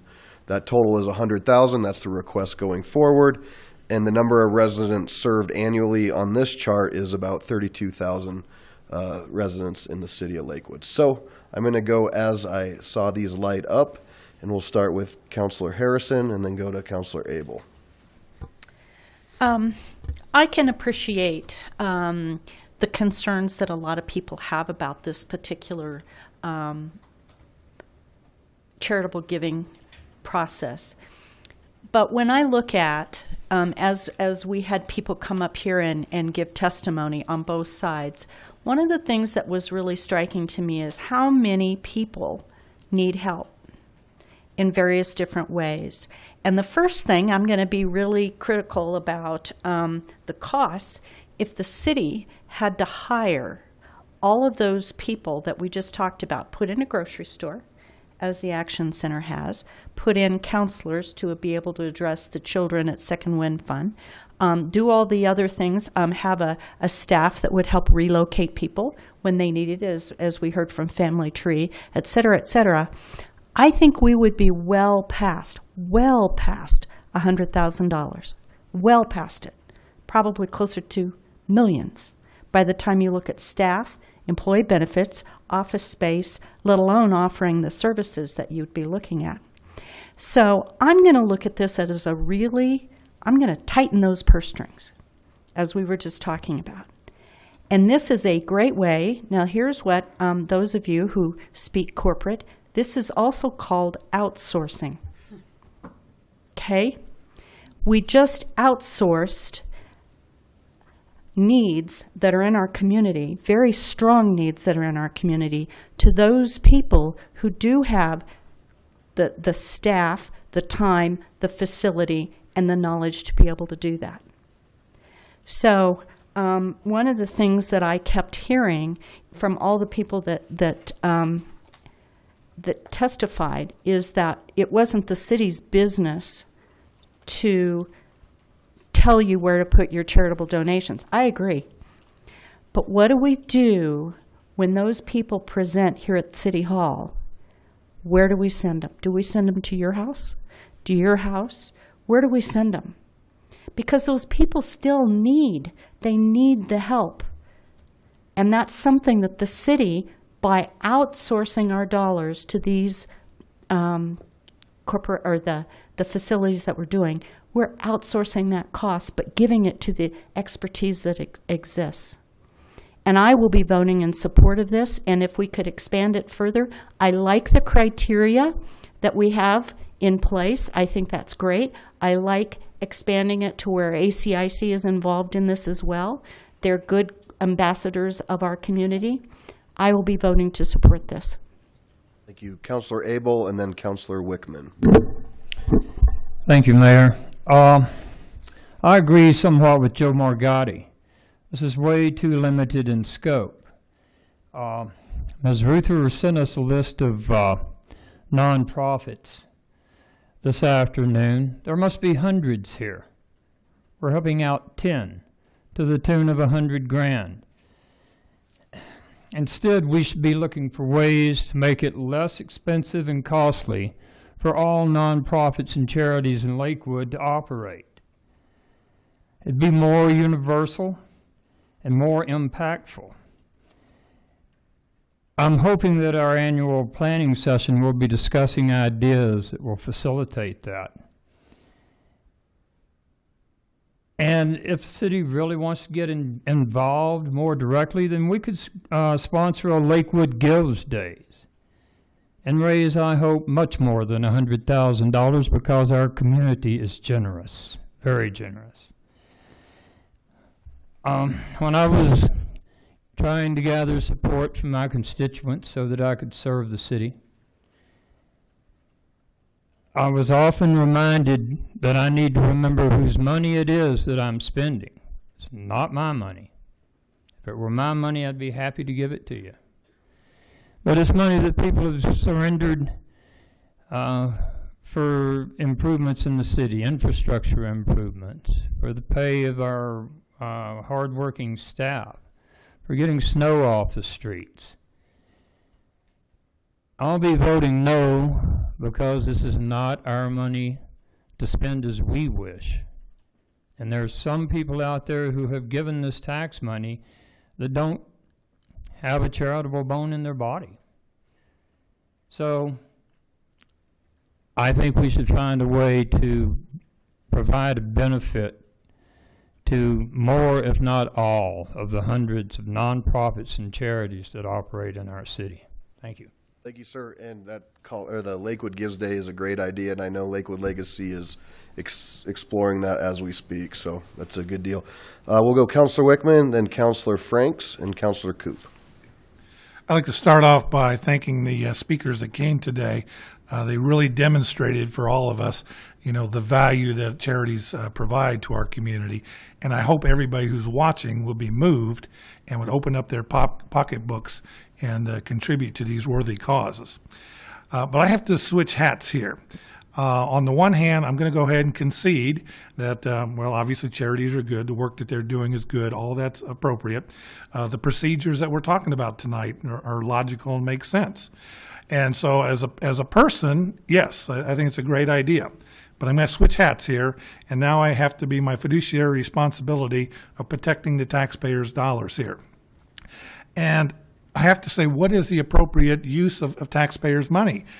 We can't do every good idea that I have or anybody else has or whatever.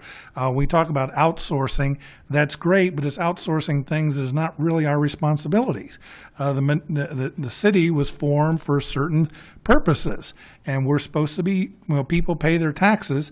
They expect it's for those services, the police and the parks and the roads and things like that. We're not expected to solve all the world's problems, and they don't want their money doing that. Now, if they want to change their mind and you want to have a referendum that says now our money is to do social causes, so be it. But for the time being, that's not our purpose. When I was doing some research on this, one of the questions that came up, how to spend money. The question is it being spent for all the people?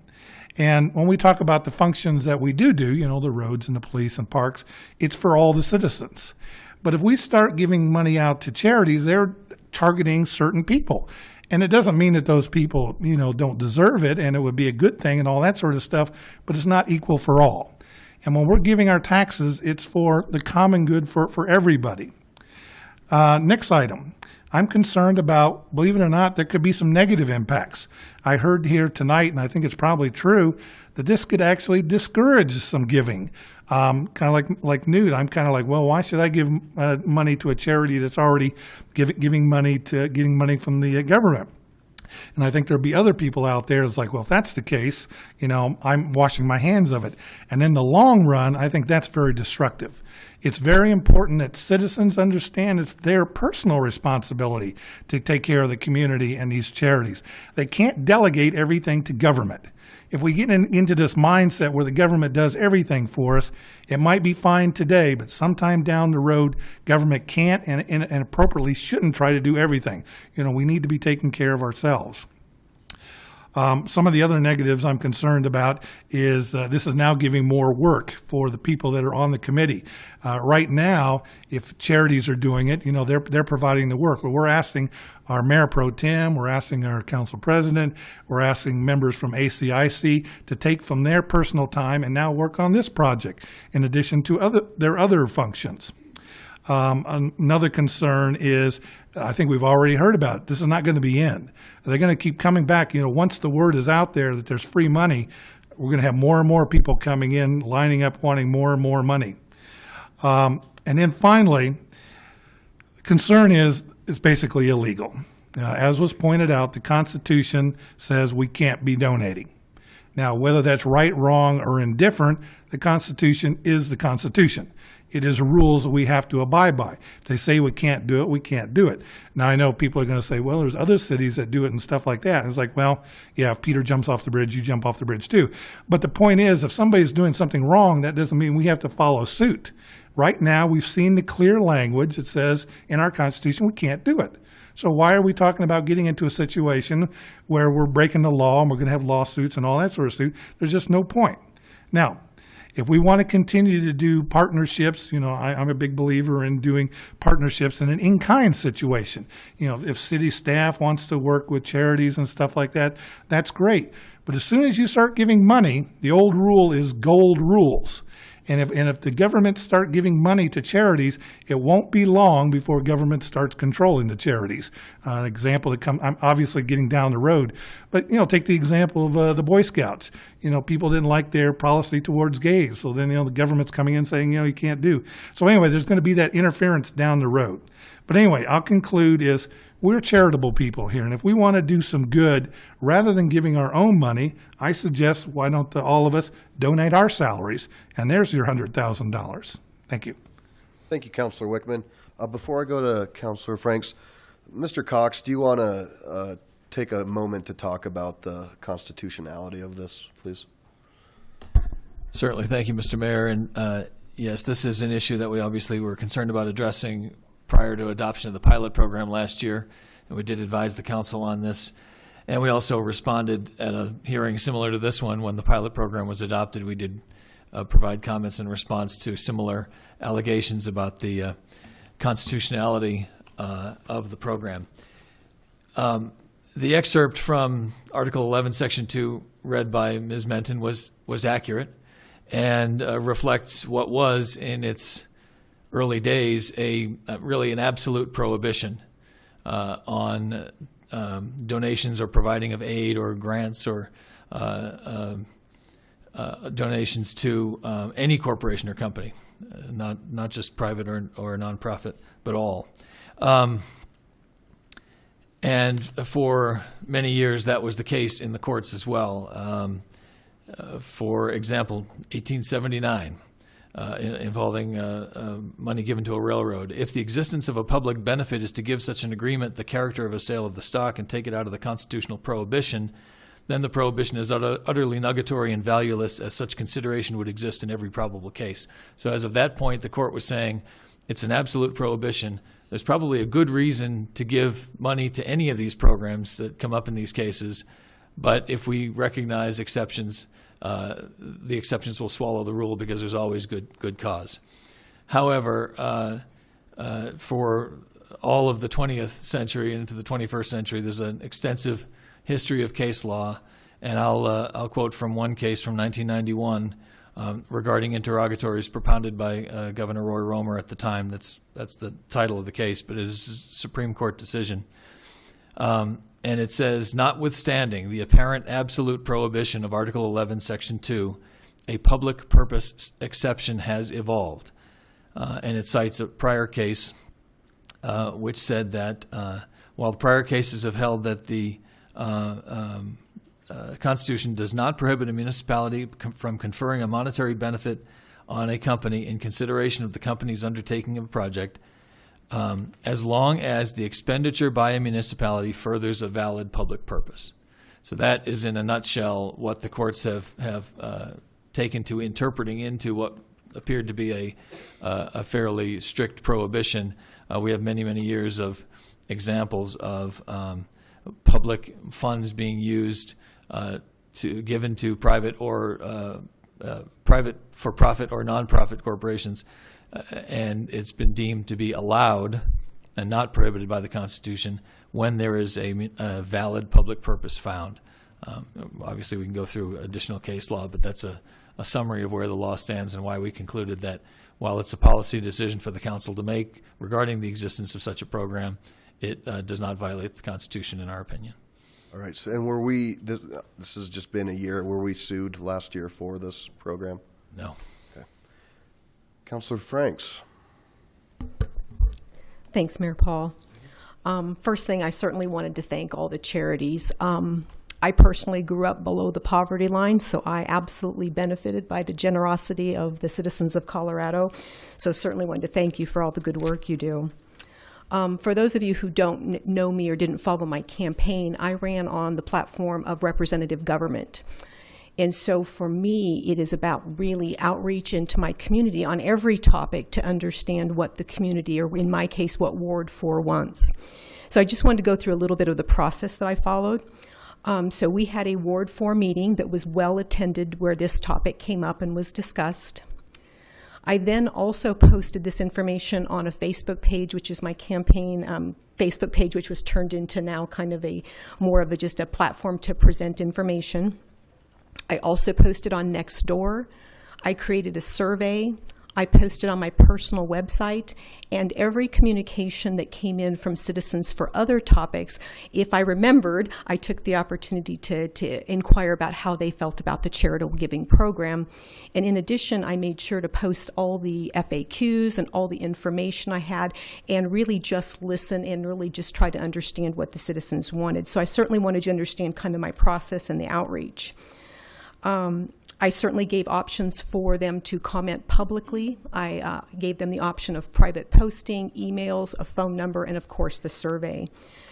And so all that information came in, and where the breakdown was roughly about 70% of the people who contacted me by any of those methods believed that it was not the place of government to engage in charitable giving. About 32% were for that.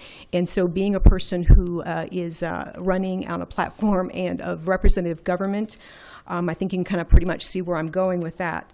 But I certainly wanted to also say that the folks that I talked with spoke so highly of the charities that they supported. They talked about their generosity as far as that they not only gave of their money, but those who couldn't afford it gave of their time. So I was very inspired by the depth of the giving in our communities. That was very good to see. Just a couple of the comments that I got that I wrote down were that folks were concerned about government overreach.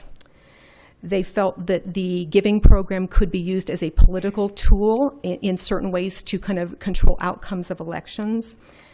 They felt that giving was something that was personal and should be done in a personal way with personal thought. And others expressed that if we have excess money to give, there's plenty of other uses which do, in essence, support that. So from my position, I will be voting no on the charitable giving program. Thank you. Thank you, Councilmember Franks. And then we'll go to Councilor Koop, Mayor Pro Tem Johnson, Councilor Vincent, and then Councilor Shakti. Thank you, Mayor Paul.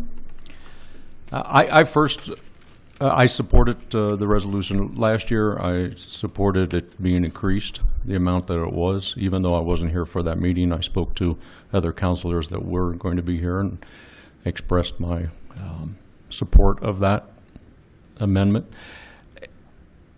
the meeting where the Lakewood Legacy presented their recommendations and the following questions that they were given and the answers that followed impressed me so much with how the Legacy handled the situation, handled the program. I was shocked at how well a infant program, the way that it was, the pilot program was, and how it all came together. And I just want to thank the Legacy and everybody that was involved with it at the time. They're doing such a great job in administering that money. And I'm sure that if this passes this evening, the Legacy will do another great job. Several people speaking tonight, and it's about, is it the government's place? That's totally up for everyone to decide on their own. But then something struck me. Some of these people came up and said it's the government's purpose to give services. Well, we can't reach everybody. The city of Lakewood, there's no way could economically put in these programs that these nonprofits are already operating to give these services to the people that they're serving. So why invent the wheel again? This money can be leveraged by these nonprofits that are already doing this work in a much better fashion than the city of Lakewood could by giving these services to the people that need it. A lot of these people in the community, they don't have the ability to be here tonight. They don't have ability a lot of times to be able to speak for themselves. Somebody said they don't vote yet. It's pretty intimidating for people to come here and stand at that podium to speak. A lot of these people need others to speak for them. I believe these nonprofits and the people they represent, these people in the nonprofits are doing that for them. And sometimes other people just have to get up and speak for them as well, in my opinion.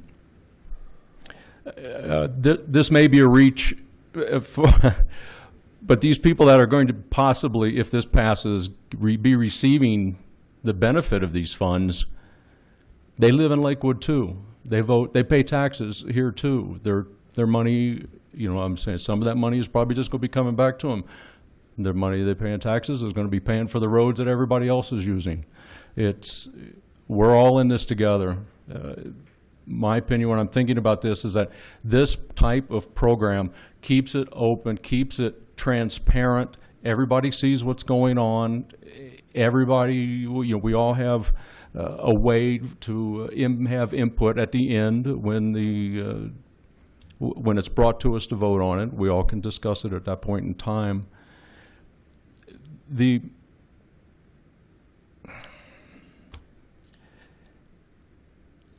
It makes Lakewood a better place.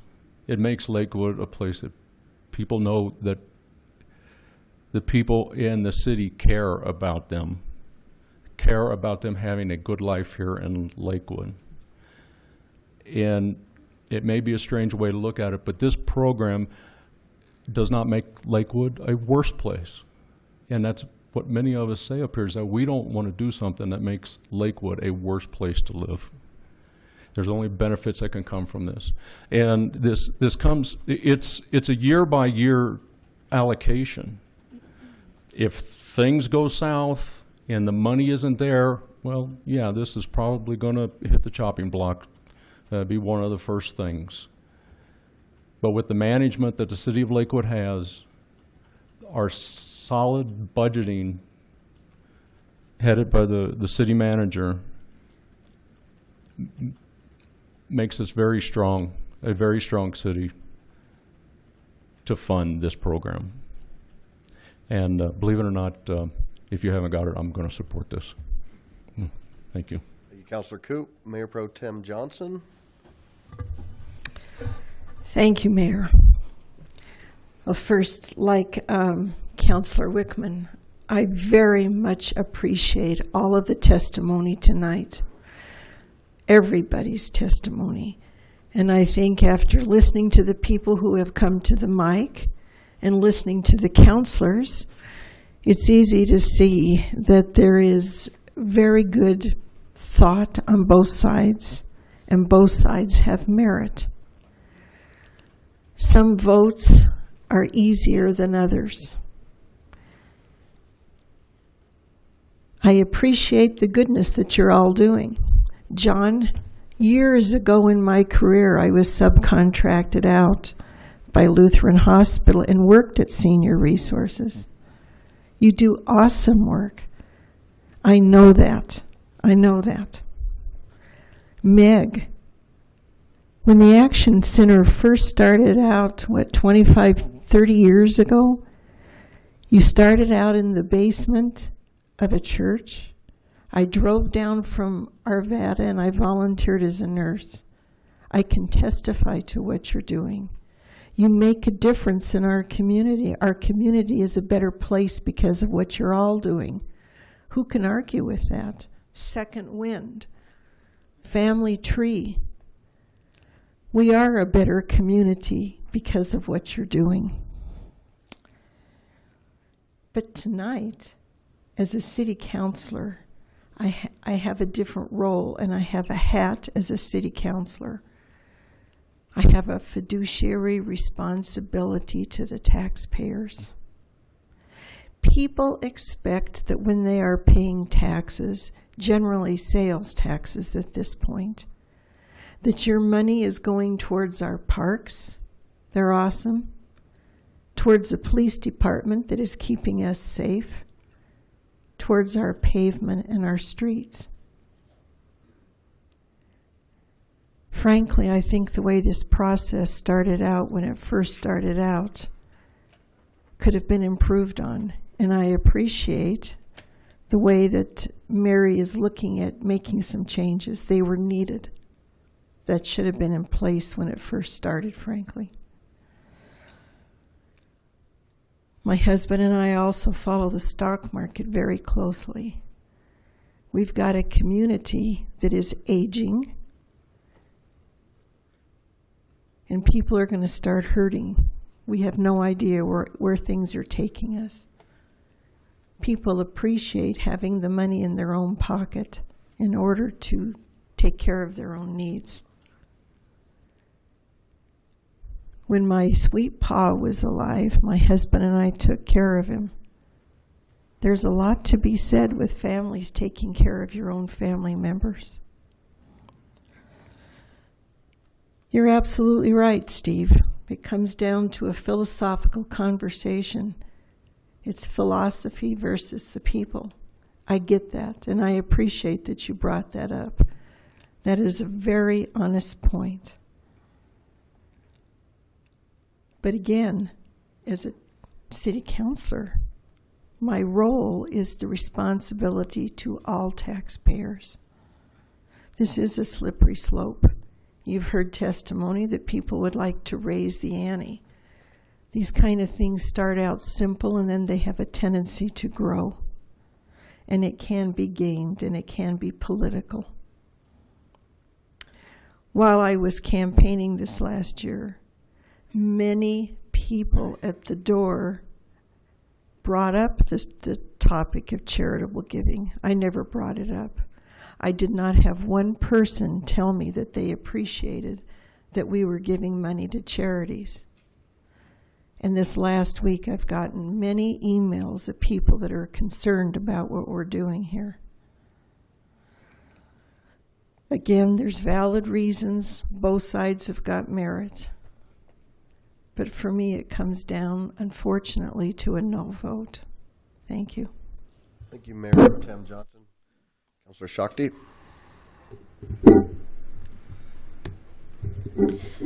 First, I would like to share some information that was sent out to all the city council members about giving in nearby cities. So Colorado Springs gives $754,000, and these are rounded, some of them. Arvada gives $135,000. Aurora gives $865,000. Thornton gives $75,000. Westminster gives $115,000, and Wheat Ridge gives $11,500. I haven't gotten any negative feedback about the program coming up to this election from Ward 3.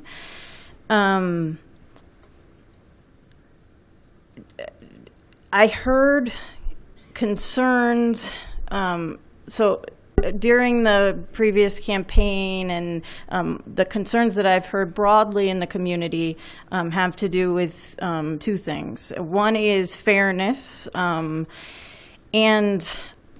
the irony is that this program was set up to create a process that was fair for allocating money to nonprofits, which is something that cities do and that we have done. And I think that particularly the way that it's set up this year, it does a great job of, it's not city councilors don't make up the majority. It's various people involved in our city who can decide which nonprofits are the best recipients. And that goes to the point of there are many nonprofits in the community, and they're not all going to get the money because we have a system of deciding which of those nonprofits are providing the services to Lakewood residents that are the most important and where our money can go the farthest. So the first is fairness. The second has to do with the role of government. And I think we could really shift how we're thinking about this conversation. I think that these contributions are about saving taxpayer money. So I didn't just run on the platform of fixing roads. One of my main concerns was making sure that with the rapidly growing aging population, we don't have too long a wait on the Lakewood Rides program. So that's the rides so that seniors can get to medical appointments and places they need to go. I also ran on opportunities for youth, and specifically talked a lot about programming for teens so that we are having positive interactions that build up their potential instead of interactions with the police.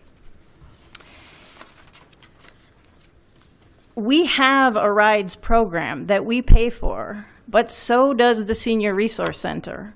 So when we give them $20,000 so that they can spend $300,000 in our community or to augment the other money being spent in this community, we are paying so that we don't have to spend extra money on expanding our rides program. Because our wait list is growing. The number of seniors who need rides in this community is growing fast.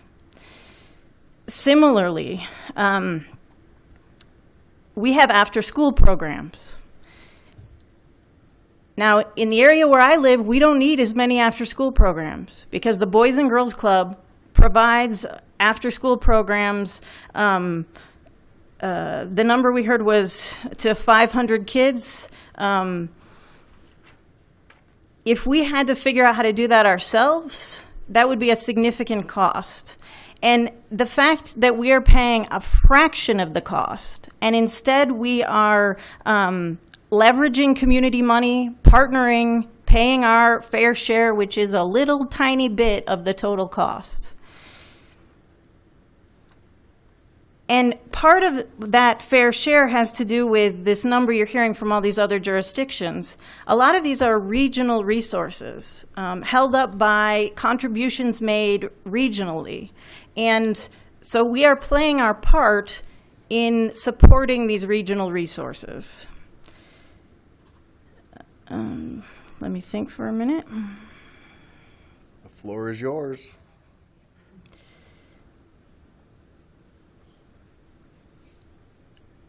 I would add that I think that to talk about this as charity and even the name of the program,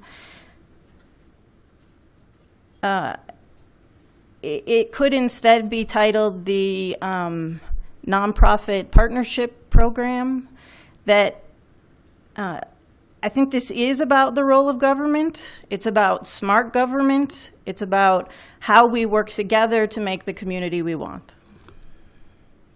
Thank you, Councilor Shakti. I have Councilor Vincent, Councilor Roybal, and Councilor Gutwein. And then me. I have a couple of questions. I just directed to you. Is your mic on? Probably not. Can everybody hear me? The light green button. Okay. A couple of questions. This program was last year that we did this pilot program. Have we given money to charity before?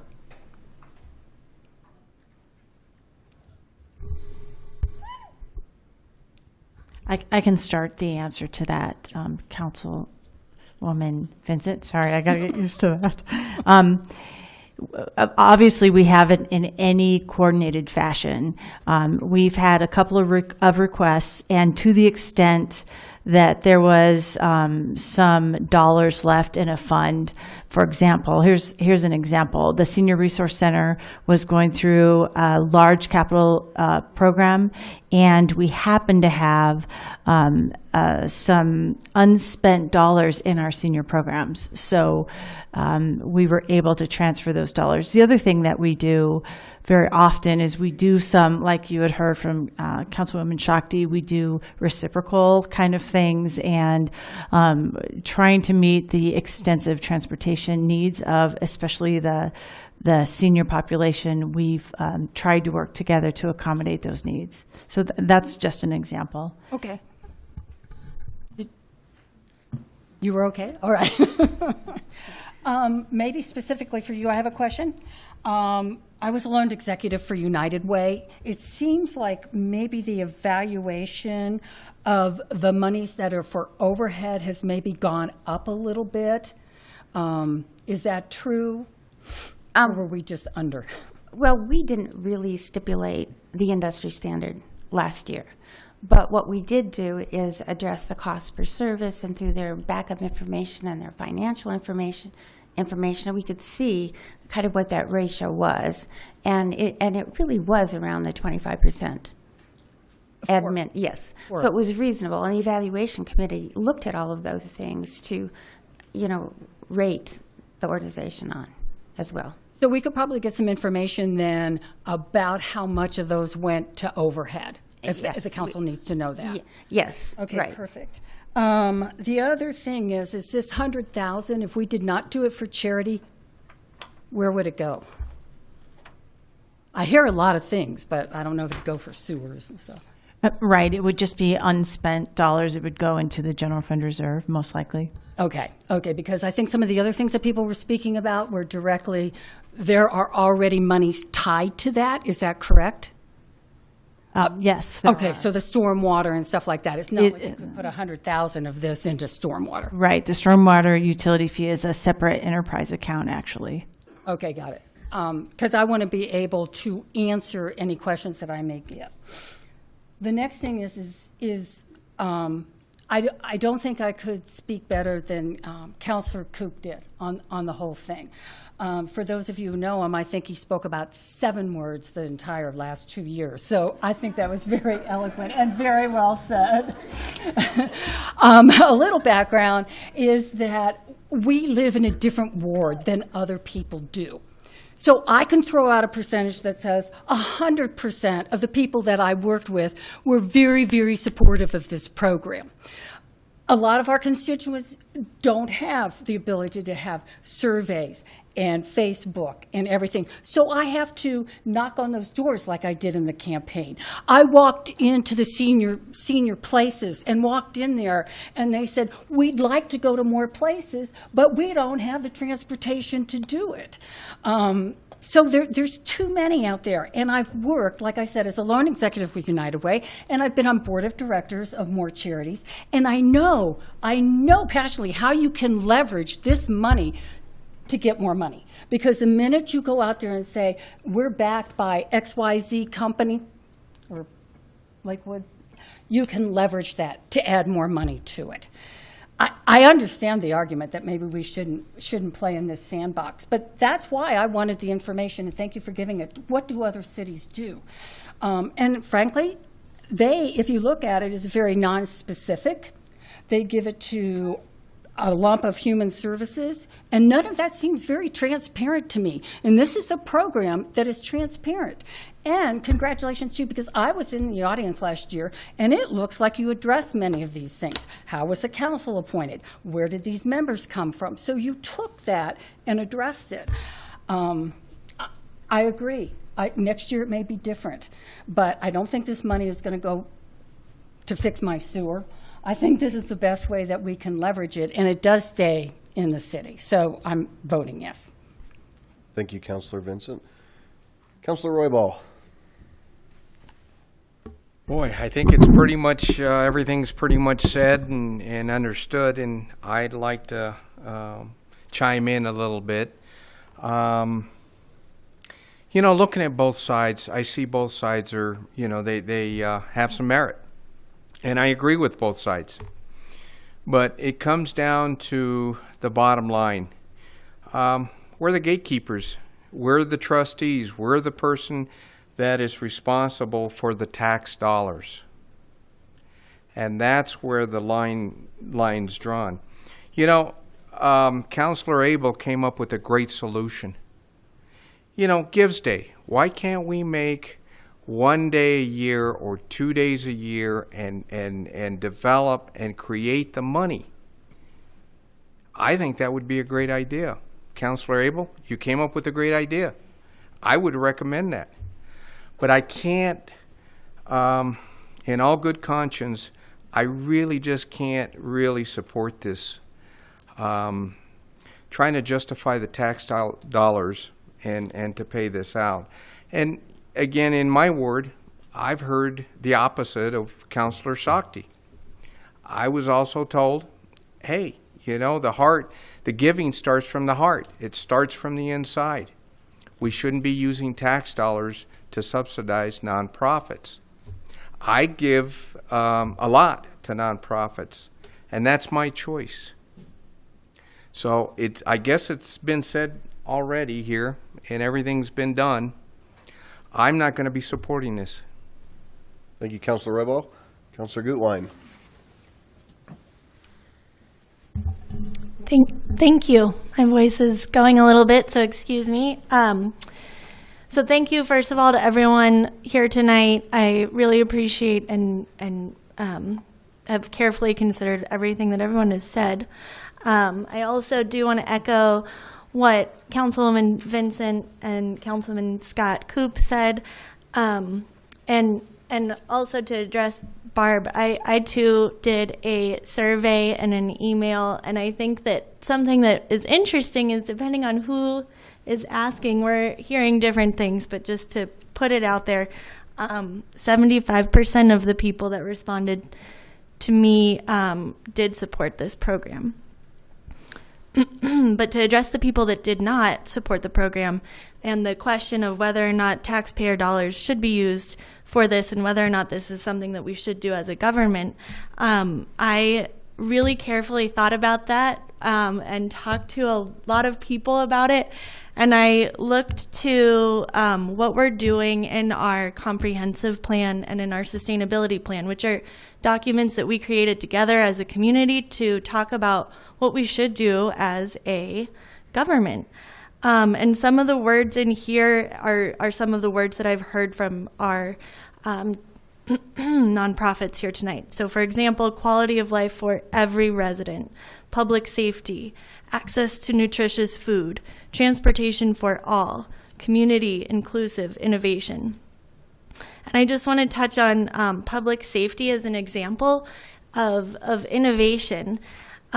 Because I think that these before and after school programs, those do provide public safety to our children. The other Family Tree, Second Wind program, these are all examples of innovative and creative and transparent ways that we are addressing our public safety. So I do support public-private partnerships. I think this is a great example of an innovative and cost-effective way to support the needs of all of our citizens, and so I will definitely be supporting this program. Thank you. Thank you, Counselor. Well, as you can tell, there's been great discussion tonight, and I appreciate the folks coming out and sharing. You know, I think we all feel a little bit on every side of this. And so I appreciate the council's discussion and their time that they put into trying to really examine this. And for me, a lot of this comes back to Lakewood Legacy.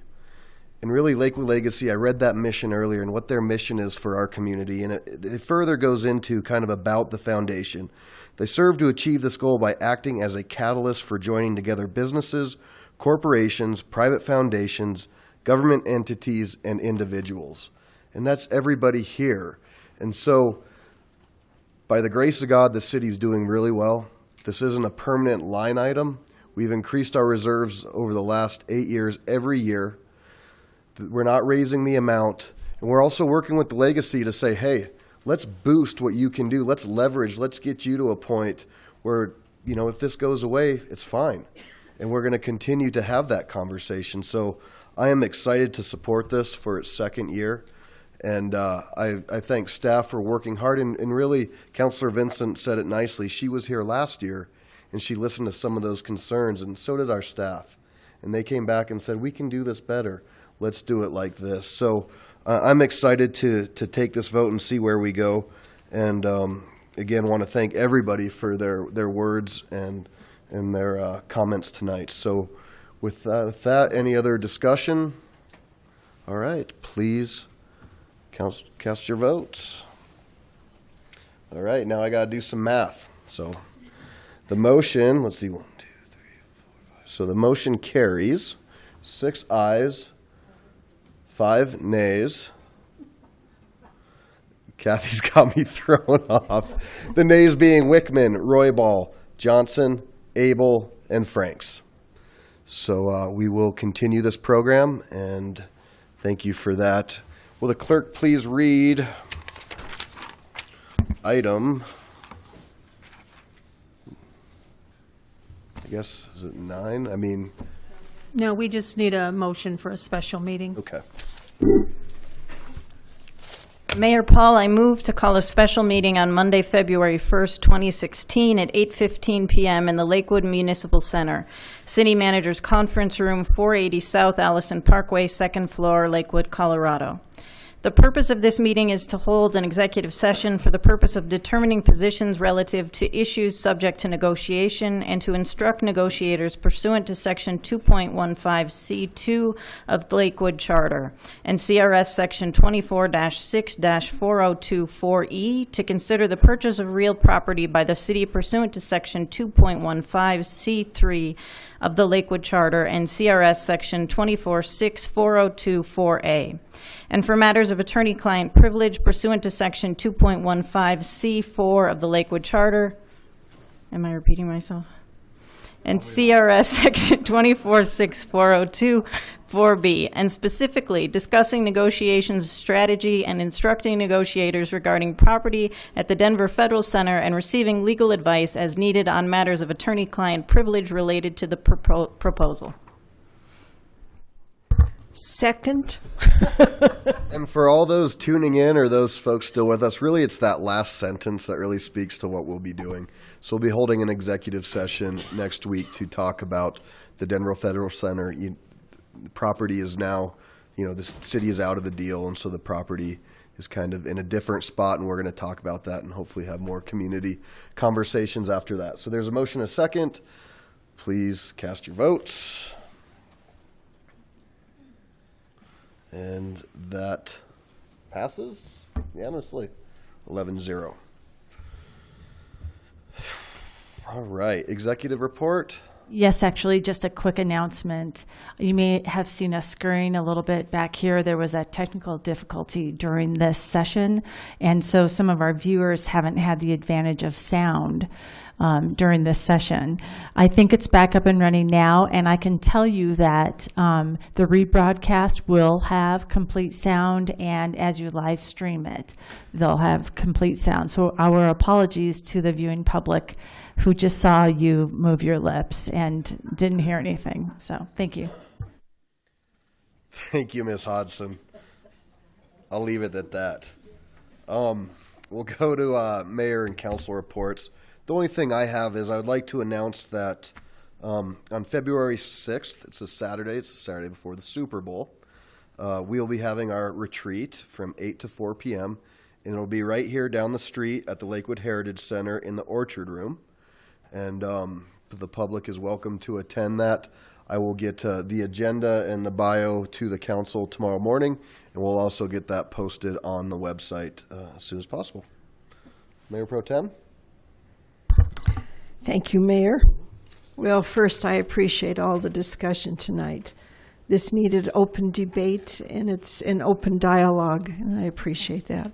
In consideration of my vote, if you'd rather have somebody else on that committee, I understand.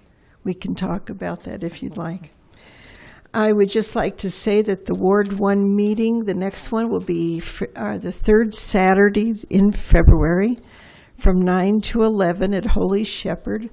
Our first hour, we're going to give you as much as we know updates regarding the Federal Center and the miners that are coming. The second hour, the developer for the project from WAZI, it has been invited, the 13th Avenue and Independence situation. And then in March, we're doing something a little outside the box. It'll be the third Saturday. It'll be from 9 to 11. But instead of meeting at the church, we're actually going to be meeting in the old city council chambers located in the police building. We have a gentleman, Larry Swartz, who will be coming to speak. He is connected with an organization called the CELL, C-E-L-L, stands for Counterterrorism Education Learning Lab. And he'll be coming to talk about Homeland Security and terrorism. He's going to have a video, and I hope that you can attend. This is something that's important for the entire city, and so everybody's invited. Thank you, Mayor. Thank you. Council President Shakti. So we're getting a new, at the link, we're getting a new, some renovation to the pool and to the locker room, and there's opportunity for public comment on that.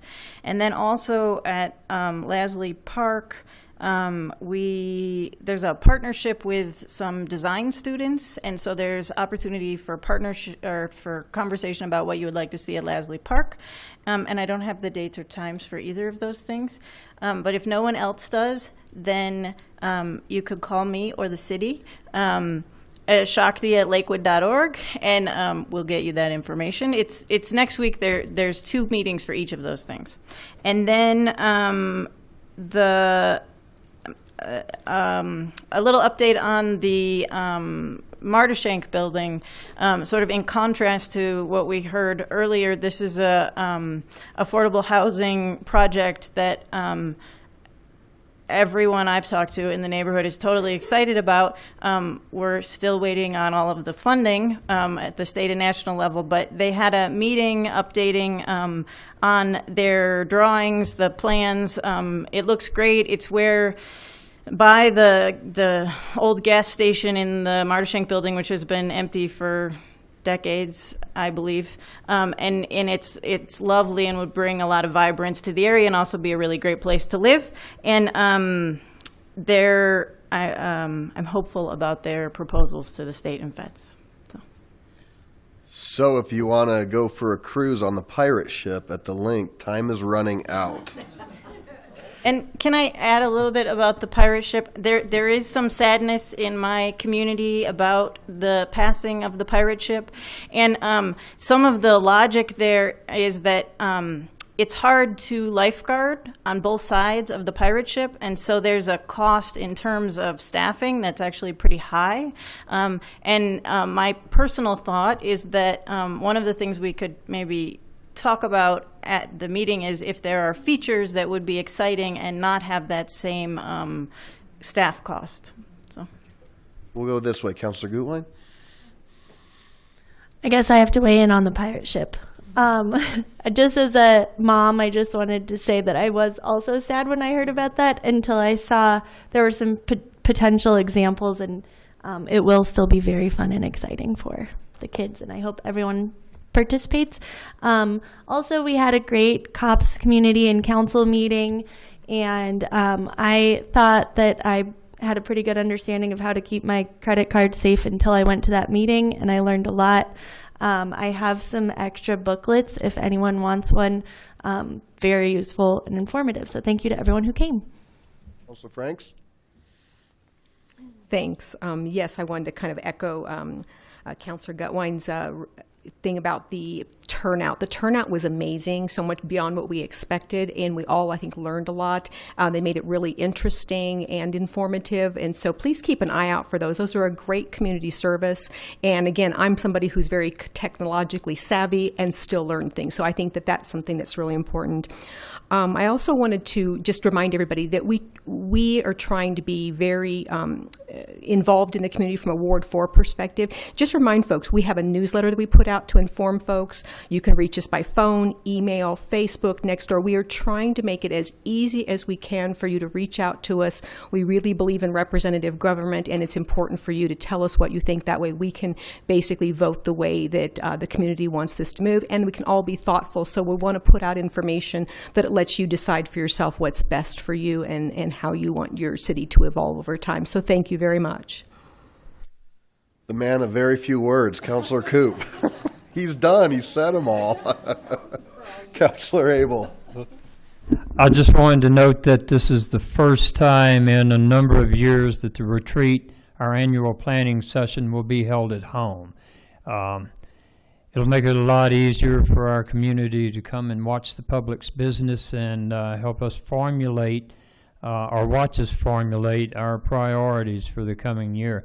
And I would like to invite everyone to come and attend and watch what we do at that retreat. Thank you. Councilor Harrison? I just want to again say, wow, what a fantastic job the Lakewood PD did in preparing us to teach us about credit card safety as well as fraud and some identity theft. I learned a lot, and as we said, I thought I knew a lot about it, but he really taught me a lot. Kerry Johnson is actually the teacher, and he was excellent. So as an idea for other wards, if you can get him to come speak, he's well worth it. Also, Ward 5 is back in our groove, and we will be having our Ward 5 meeting the third Saturday, and we'll have a wonderful speaker. Dana hasn't clued me in who that's going to be yet, but I know she's going to have a really good one. So thank you. Thank you, Councilor Roybal. Wow, energetic. I'd like to weigh in on the link a little bit. Again, there's some dates here.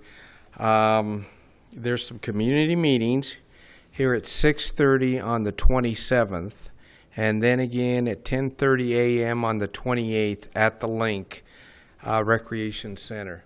And that's to talk about the pirate ship. So if anybody wants to come. Also, another quick note, Lasley Park Improvement Plan is going to be having a presentation at 6:30 on February 4th, and again at 6:30 on March 3rd at Lasley Park. And then lastly, Councilor Shakti and myself are not going to be having a community meeting in February, which is the 27th. We have canceled it. So that's all I have. Councilor Vincent? Nothing? Nothing. Councilor Wickman? No report.